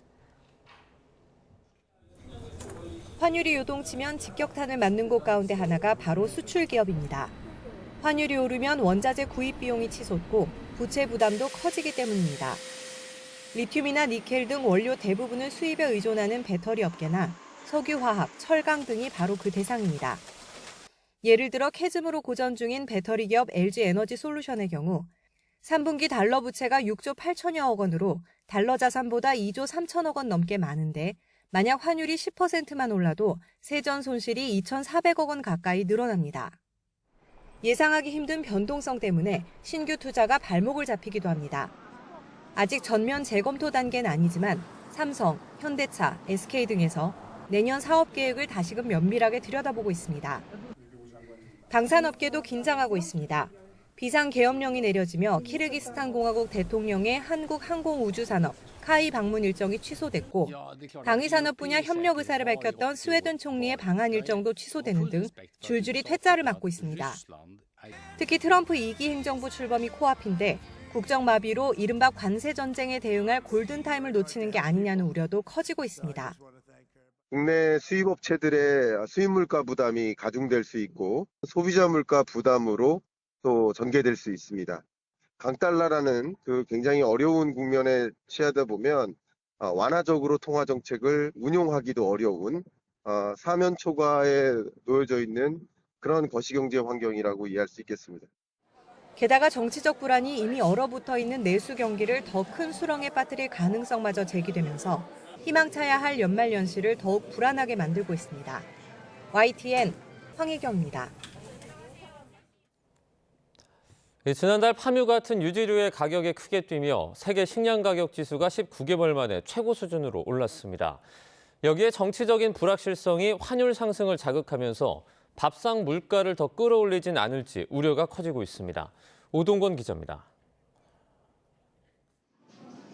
평소처럼 장을 보는 소비자들.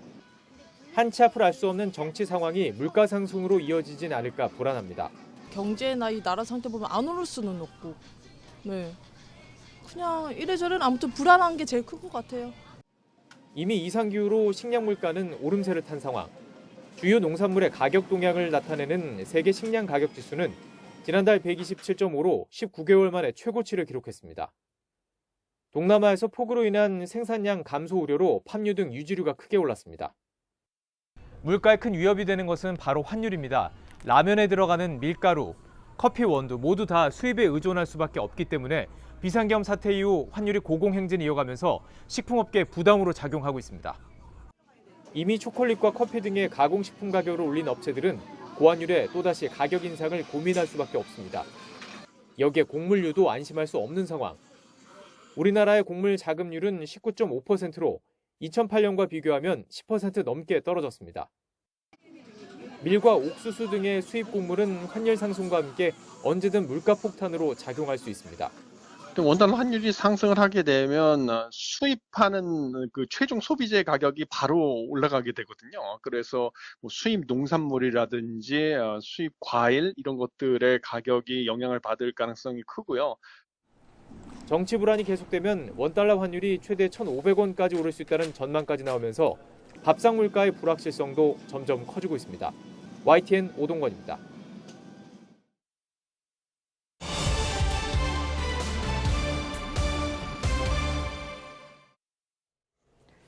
네, 비상계엄 사태 핵심 피의자인 김용현 전 국방부 장관이 구속영장 심사를 포기했습니다. 검찰은 김 전 장관 구속영장에 김 전 장관과 윤 대통령이 공모해 내란을 일으킨 혐의가 있다고 적시했는데요. 내란 관련 수사 상황 등에 대해서 박성배 변호사와 함께 얘기 나눠보겠습니다. 어서 오세요. 안녕하십니까? 네, 영장 심사를 포기했다는 건 뭐 혐의를 인정한다 이런 의미로 볼 수 있는 거겠죠? 꼭 그런 취지로만 해석할 부분은 아닙니다. 예. 사실 김용현 전 국방부 장관은 자진해서 검찰에 출석한 상황이라 긴급 체포 나아가서 48시간 이내 구속영장 청구는 불가피한 상황이었습니다. 일단은 내란죄, 직권남용 권리행사 방해죄로 구속영장이 신청되었는데 내란죄 중에서도 지휘 또는 중요 임무 종사 혐의로 구속영장이 청구됐습니다. 영장 실질 심사가 신속하게 오늘 오후에 잡혔는데 그럼에도 불구하고 김용현 전 국방부 장관 영장 실질 심사 포기 의사를 밝혔습니다. 포기 의사를 밝히는 취지는 통상은 혐의를 인정하겠다는 취지로 해석할 수밖에 없는데 이 사안의 경우에는 사실관계는 대체로 받아들이지만 비상계엄 자체가 위법에 해당하지 않는다고 주장해온 만큼 법리 판단만 내려달라는 취지로 읽힙니다. 혐의 전반을 인정했다고 보기엔 다소 어려워 보입니다. 네, 그러면 지금 시점에서 구속이 될 수 있다 이렇게 단정하기는 조금 이르다고 볼 수 있나요? 사실은 사안 자체만 두고 보면 구속영장 발부 가능성이 매우 높습니다. 네. 비상계엄은 그 사회에 미치는 영향이 엄청나다 보니 요건을 갖추지 못하면 곧바로 내란죄로 이어질 가능성이 상당히 높습니다. 뿐만 아니라 김용현 전 국방부 장관이 비상계엄을 건의하기도 했고 비상계엄 전반에서 주요한 직책을 담당한 만큼 영장 발부 가능성이 높고 여타 지휘를 받은 참고인들이 관련 진술을 상당 부분 많이 해준 만큼 사안 자체만 두고 보면 구속영장 발부 가능성이 높습니다. 네. 다만 한 가지 걸리는 부분은 일단 김용현 전 국방부 장관이 검찰에 자진 출석했고 검찰이 피의자 신문을 진행한 바가 있습니다. 어제 법원 행정처장이 국회에 출석해서 이 사건 수사, 즉 내란죄에 검찰 수사권이 있는지 법원 내에서도 많은 논란이 있다. 단순히 수사권을 넘어서서 검찰이 수사권이 없는 상황에서 수사를 진행한다면 조서의 증거 능력이나 향후 공소 제기에 일부 문제가 제기될 수 있다는 취지로 발언한 바가 있습니다. 절차가 위법하다는 이유로 영장이 기각될 가능성은 있습니다만 그 외에 다른 사정만을 고려해 본다면 범죄의 중대성과 증거인멸의 우려를 들어 영장 발부 가능성이 상당히 높습니다. 예.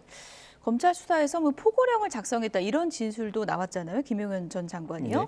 이게 이제 수사에는 어떤 영향을 미치게 될까요? 포고령 작성 주체는 사실상 계엄사령관이어야 합니다.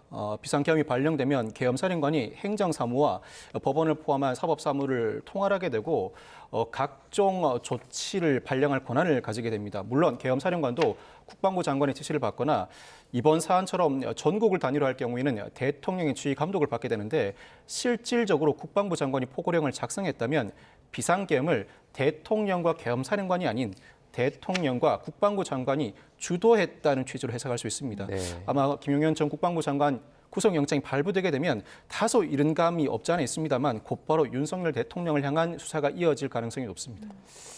자, 김 전 장관에 대한 수사를 보면 경찰에서 물증을 확보하고 검찰은 지금 신병을 확보한 모습을 볼 수 있습니다. 약간 줄다리기를 하는 것 같은데 어느 쪽이 더 지금 힘이 센 것처럼 보입니까? 사실은 신병을 확보한 검찰이 수사를 앞서 나가고 있다고 평가할 수밖에 없습니다. 다만 문제는 어제 법원 행정처장이 언급했던 것처럼 이 사건 수사가 적법성을 갖추어야 할 과제를 안고 있습니다. 사실 검찰도 공수처도 내란죄에 관해서도 수사권이 있다고 주장하는데 그 근거는 직권남용죄를 수사할 권한이 있으면 명백한데 직권남용죄 관련 사건으로서 내란죄를 수사할 권한이 있다는 취지입니다. 그런데 관련 사건을 인정하기 시작하면 한도 끝도 없는 것도 사실입니다. 네. 이에 따라서 사실 정확하게 법적 논란을 회피하기 위해서는 경찰이 전면에 나서서 수사를 하고 검찰도 전면에 나서서 수사를 하지 않는다고 하더라도 압수수색, 체포, 구속영장 등 영장 발부 권한은 온전히 검찰에 부여되어 있습니다. 무엇보다도 어떤 범위의 사람에게 어떤 범위의 혐의를 인정할 것인지 기소 여부를 결정할 권한이 온전히 검찰에 있는 만큼 전면적인 수사는 경찰이 맡고 검찰이 각종 법리에 기반한 영장 발부 신청과 아울러 기소 여부를 결정하는 형태가 적법성 논란에서는 가장 자유로운 형태라고 할 수 있습니다. 네.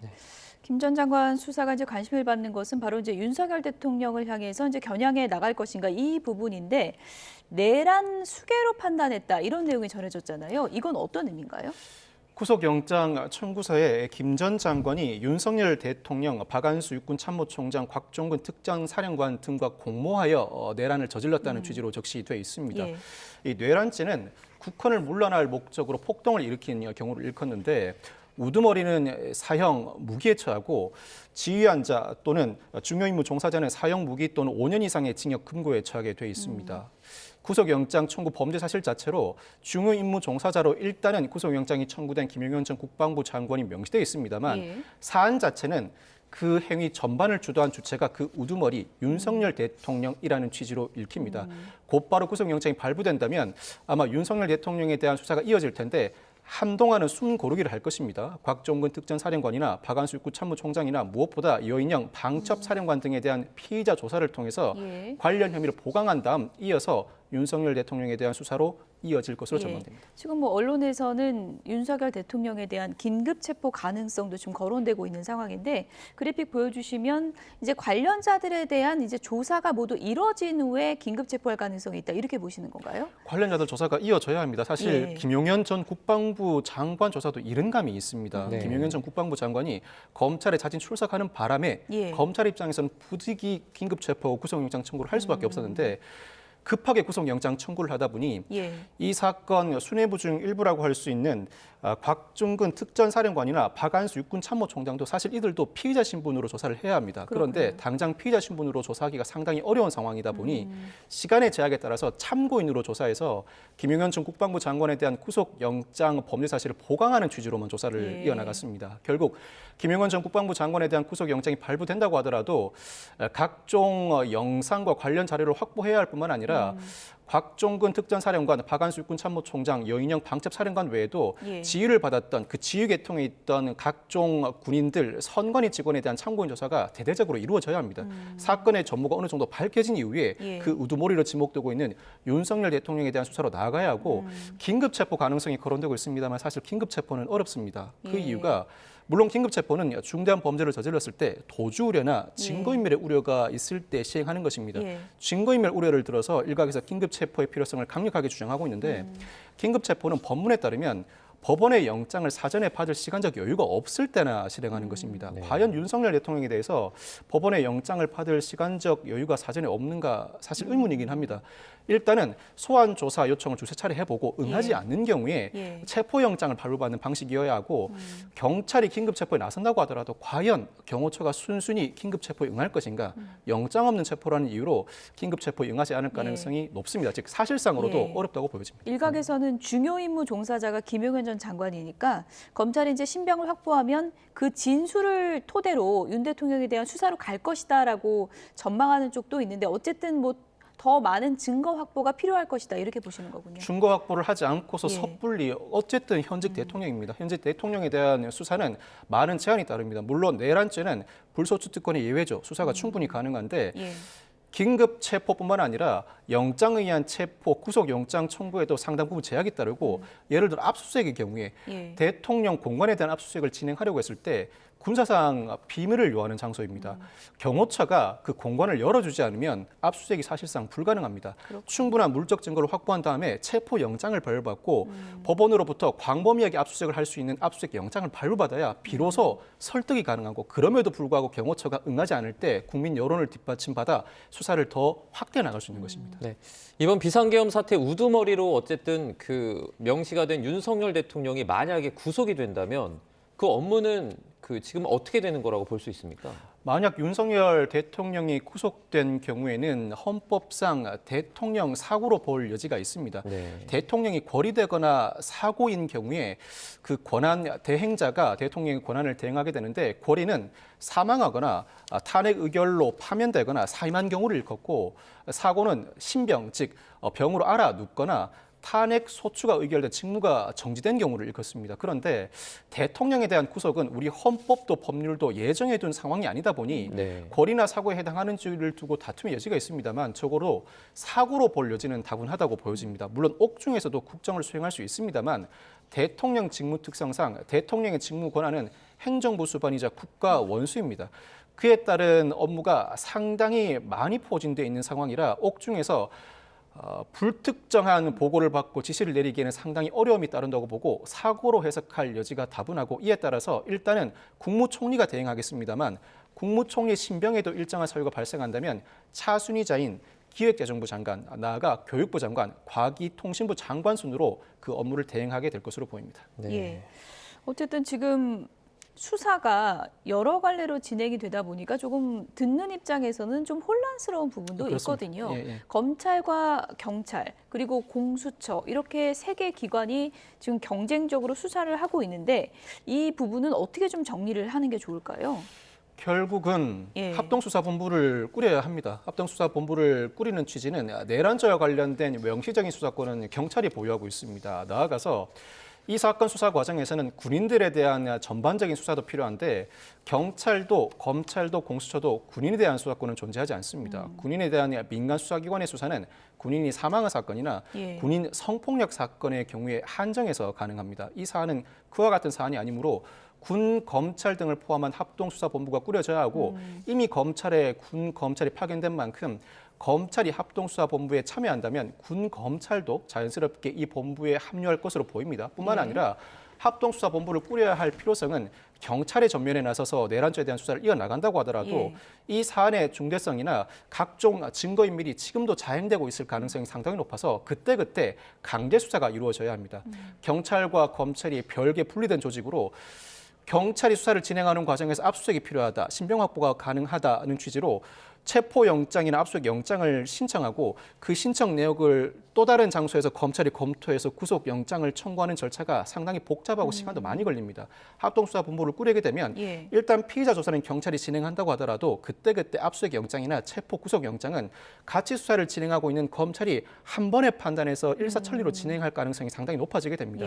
이 사안은 수사권을 두고 경쟁하는 사안인데 명문의 법령 규정에 반하지 않도록 일단 피의자 조사는 경찰이 진행하되 합동수사본부를 꾸려서 그때그때 신속한 강제 수사와 기소 여부를 결정할 수 있게끔 경찰, 공수처가 이 합동수사본부 전반에서 관여할 필요가 상당히 높은 사건입니다.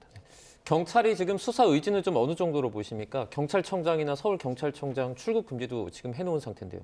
경찰의 수사 의지는 나름 높아 보이긴 합니다. 물론 경찰청장은 전국의 경찰 모두를 지휘합니다만 단 하나 수사부서의 경찰은 지휘할 권한이 없습니다. 네. 수사부서의 경찰은 국가수사본부장만 지휘할 수 있고 구체적 사건의 경우에도 경찰청장은 국수본부장을 지휘할 권한이 존재하지 않습니다. 다만 이 사건의 경우에는 경찰청장과 서울경찰청장이 국회를 봉쇄하고 국회의원 출입을 통제한 만큼 뇌란죄 공범으로 충분히 입론 가능합니다. 과연 온전한 수사가 진행될 수 있을지 많은 의문이 제기되고 있는 상황입니다만 일단 국수본부장이 출국 금지 조치를 요청하고 수사 의지를 밝힌 만큼 내란죄 수사 권한이 명문상으로는 경찰에 귀속되는 것이 자명한 상황인 만큼 믿고 지켜봐야겠습니다만 여의치 않다면 이때는 검찰과 공수처가 전면에 나서 수사하는 방안도 고려해야 할 것으로 보입니다. 예.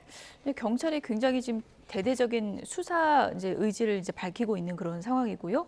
국무위원들도 출석하라고 했잖아요. 네네. 지금 그 계엄 사태에서 그 회의에 참석했던 국무위원들, 뭐 그 자리에서 발언 내용이 지금 정확히 알려지지는 않고 있는데, 뭐 처벌 범위라 그럴까요? 어떻게 좀 정해질까요, 나중에?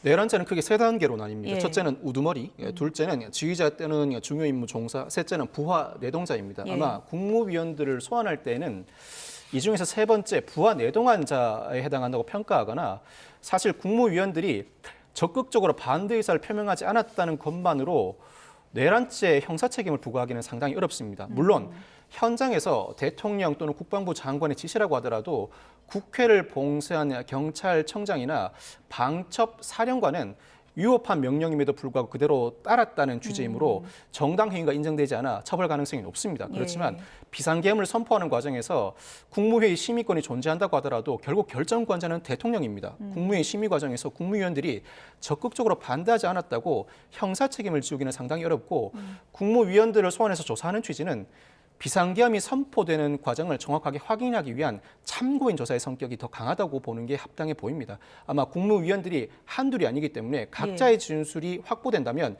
여러 진술들을 조합해서 비상계엄을 선포하는 과정에서 어떠한 일이 있었고 어떠한 이유에 기해서 실질적인 어떠한 이유에 기해서 비상계엄이 선포되었는지 비상계엄 전모 상황을 확인할 수 있는 단초가 됩니다. 아마 이 전모와 비상계엄 선포 경위 전반을 확보하기 위한 차원에서 국무위원 소환 조사를 통보한 것 같습니다. 적극적으로 막은 경우에는 뭐 그냥 묵인한 경우하고는 조금 달라질 수 있는 건가요, 그럼? 적극적으로 막았다면 이때는 비상계엄에 관여하였다고 볼 여지가 사실상 사라집니다. 묵인한 경우라고 하더라도 비상계엄과 관련해 내란죄로 처벌할 수 있는지가 상당히 의문인데 적극적으로 말렸다면 이때는 당연히 참고인 조사를 요청해야 할 뿐이지 피의자로 입건할 여지는 거의 없습니다. 네.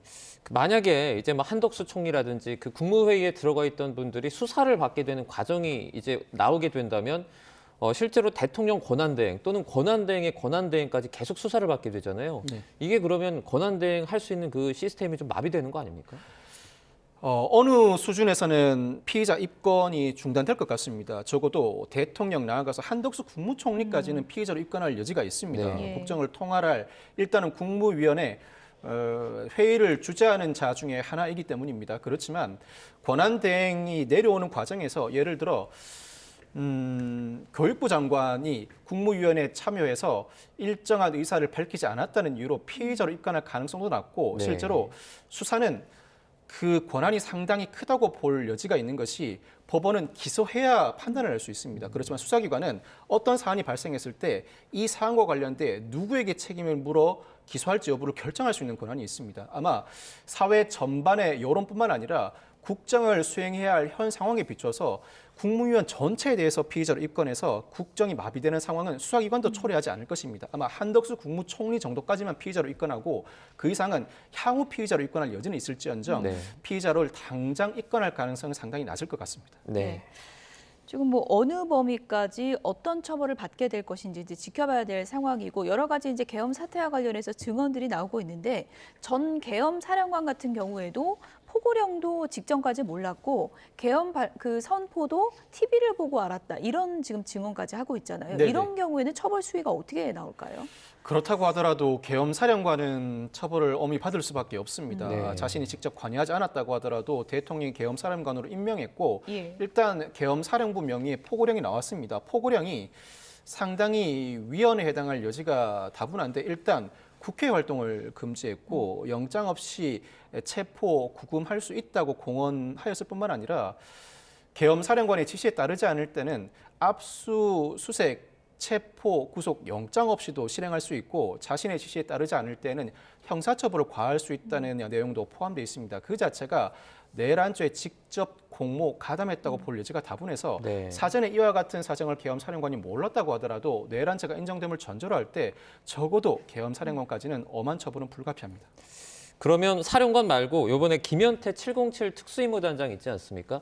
그 실제로 자기 얼굴과 실명을 공개하고 나서 인터뷰, 기자회견을 진행을 했었는데 이런 경우에는 어느 정도 처벌이 좀 예상될까요? 특전사 산하부대인데 현재 전체적인 정황상으로는 특전사가 국회를 봉쇄하고 정보사 산하의 HID가 국회의원들을 체포하고 방첩사가 이들을 연행해서 조사하는 구도가 사전에 짜여져 있던 것이 아닌가 의심이 드는 상황입니다.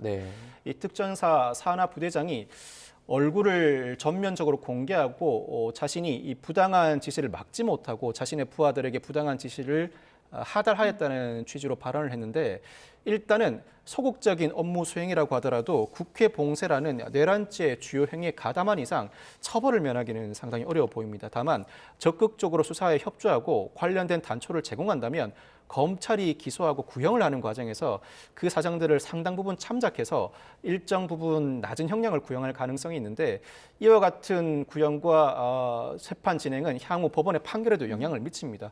어떤 사안이 발생했을 때 내란죄는 하나의 범죄이지만 일부씩 관여한 경우에도 내란죄 전체에 대해서 범죄 혐의가 성립한다는 것이 지난 12.12와 5.18 사건 대법원 판결의 요지입니다. 일부라도 가담했다면 각자가 내란죄 전체에 대해서 책임을 지는데 전체에 대해서 범죄가 성립한다면 그 형량은 각자 가담한 정도에 따라서 차등을 둘 수밖에 없습니다. 그 과정에서 이 사건 범죄 수사에 적극적으로 협조를 해준 인사에 대해서는 구형도 낮아질 것이고 법원의 형량도 상당히 낮아질 것입니다. 네, 어쨌든 뭐 검경 공수처 지금 수사 주체가 좀 여러 갈래길이라서 이게 좀 정리가 되는 게 좀 필요할 것 같다 그런 생각도 드네요. 지금까지 박성배 변호사였습니다. 고맙습니다. 네, 감사합니다.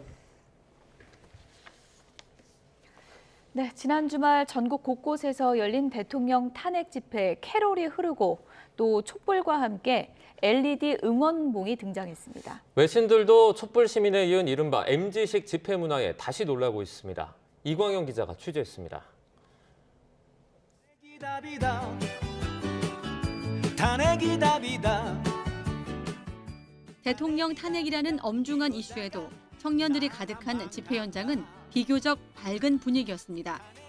팬덤 문화의 상징인 응원봉이 출렁거리고 K-팝 노래, 자신들의 구호를 녹입니다. 교과서에서나 들었던 비상계엄을 처음 목격한 젊은 세대들이 탄핵 시위에 앞장서고 있습니다. 가장 질서 있게 대한민국의 무질서를 수습하고 질서를 잡아가는 현장이 바로 이곳 아닙니까? 이름만 봐도 헛웃음이 나오는 이색 단체들도 집회 분위기를 띄우고 있습니다. 나라가 평안해야 냥이도 행복하다는 범야옹 연대. 나라 걱정 없이 제발 그냥 누워있게 해달라는 단체까지 탄핵과 직접적인 연관성은 없지만 현 정권에 대한 민심이 이탈하고 있다는 방증입니다. 8년 전 촛불 시민에 감탄했던 해외 언론들. 이번엔 한국 K-팝 세대의 시위 방식에 주목합니다. 뉴욕타임스는 추운 날씨에도 아이돌 콘서트에서 보던 응원봉이 등장했다고 자세히 묘사했고 AFP도 일부 시위는 댄스 파티를 연상케 했다고 보도했습니다. 내가 어디에 속해 있고 또 누구랑 함께하고 있는지 이거를 이제 선언을 하는 거고 응원봉들 같이 그 현장에서 보게 되면 또 강력한 그런 그 동지애를 느끼게 되고 이러면서 단순한 항의를 넘어 풍자를 담은 응원봉 시위가 집회 문화를 주도하며 촛불의 화력을 뛰어넘고 있습니다. YTN 이광현입니다. 오는 26일에 공개되는 넷플릭스 드라마 오징어 게임 시즌2가 미국 골든글러브 시상식 최우수 TV 드라마상 후보에 올랐습니다. 이 부문에는 지난 9월 에미상 시상식에서 최다 수상 기록을 쓴 일본 배경 드라마 쇼군과 넷플릭스의 외교관, 애플 TV 플러스의 슬로우 호시스 등도 후보에 올랐습니다. 아직 공식 방영 전인 오징어 게임 시즌2는 이번 골든글로브 시상식에서 TV 드라마 작품상 1개 부문에만 후보로 올랐습니다. 할리우드 리포터와 데드라인 등 현지 매체들은 방영 전인 작품이 후보에 지명된 것은 이례적인 일이라고 전했습니다. 지난주 미국 뉴욕 한복판에서 미국 최대 규모의 건강보험 회사 대표를 암살한 용의자가 체포됐습니다. 펜실베니아 대학을 졸업한 20대 엘리트인데 총과 함께 거대 보험사의 과도한 이익 추구를 비판하는 성명서가 발견됐습니다. 김잔디 기자입니다. 지난 4일 새벽 뉴욕 맨하튼 한복판에서 미국 최대 건강보험회사 CEO가 총격을 받아 숨졌습니다. 사건 용의자 루이지 맨지오니를 공개 수배해온 뉴욕 경찰은 사건 발생 닷새 만에 그를 체포했습니다. 현지 시간 9일 펜실베이니아주 알투나의 한 맥도널드 매장에서 붙잡았는데 맨지오니의 얼굴을 알아본 맥도널드 직원의 신고가 있어 가능했습니다. 경찰은 체포 당시 용의자가 수상한 행동을 보였고 미국 여권과 함께 여러 개의 위조된 신분증을 갖고 있었다고 밝혔습니다. Upon further investigation, officers recovered a firearm on his person, as well as a suppressor, both consistent with the weapon used in the murder. 체포 당시 발견된 권총은 3D 프린터로 제조된 부품을 조합해 만든 이른바 유령총인 것으로 확인됐습니다. 이와 함께 대형 건강보험사의 무분별한 이익 추구 행위를 비판하는 성명서를 갖고 있었습니다. Still working through his social media. We're going to do a complete scrub of that. Preliminarily, like I said, he seems that he has some ill will toward corporate America, but that will all come out as part of our investigation. AP통신은 맨지오니가 사립고교를 수석 졸업했고 펜실베이니아 대학에서 컴퓨터공학 학사와 석사 학위를 받았다고 전했습니다. 경찰은 이 유력한 용의자에게 다른 전과는 없다며 위조 신분증 제시 혐의로 체포해 신병을 확보한 뒤 살인 혐의와 관련해 조사를 진행하고 있습니다. YTN 김지한입니다. 오늘은 전국이 대체로 맑은 가운데 큰 추위 걱정 없겠습니다. 동해안 지역은 건조함이 심해 산불주의가 필요한데요. 현장 연결해서 이 시각 날씨 알아봅니다. 이혜미 캐스터. 네, 상암동에 나와 있습니다. 네, 오늘 추위가 심하진 않다고요? 네, 그렇습니다. 겨울바람에 코끝이 시리긴 하지만 이맘때 초겨울 날씨입니다. 현재 서울 기온은 6도로 어제보다 약 2도가량 높고요. 예년 수준입니다. 오늘은 하늘도 맑아서 야외 활동하는데 큰 무리가 없겠는데요. 다만 동해안 지역은 대기가 매우 건조해서 산불에 주의가 필요합니다. 특히 바람까지 강하게 불어서 작은 불이 크게 번지기 쉬운 환경이니까요. 산림 근처에서 소각이나 흡연 행위는 자제하셔야겠습니다. 서풍이 산맥을 타고 넘으면서 동쪽 지역에 대기가 메마르고 있습니다. 현재 동해안 지역에 건조주의보가 내려져 있고요. 강릉 등 영동 지역은 건조경보입니다. 오늘 낮 동안 맑은 하늘이 드러날 텐데요. 한낮 기온은 서울이 7도, 광주 9도, 대구는 10도로 어제와 비슷하거나 조금 더 높겠습니다. 주 후반까지 이맘때 초겨울 날씨가 이어지다가 주말에는 다시 반짝 추워지겠습니다. 내일 오후부터 모레 새벽 사이에는 동해안에 비나 눈이 내리면서 이 건조함이 해소될 텐데요. 눈의 양은 강원 산간을 중심으로 최고 7cm가 쌓일 전망입니다. 오늘 대기질은 대체로 양호합니다. 다만 밤사이 대기가 정체하면서 경기 남부와 세종, 충북 지역은 초미세먼지 농도가 높게 오르겠습니다. 호흡기 약하신 분들은 주의하셔야겠습니다. 지금까지 YTN 이혜민입니다. 뉴스나우 오늘 순서는 여기서 마치겠습니다. 내일 더 생생한 뉴스로 찾아뵙겠습니다. 여러분 고맙습니다.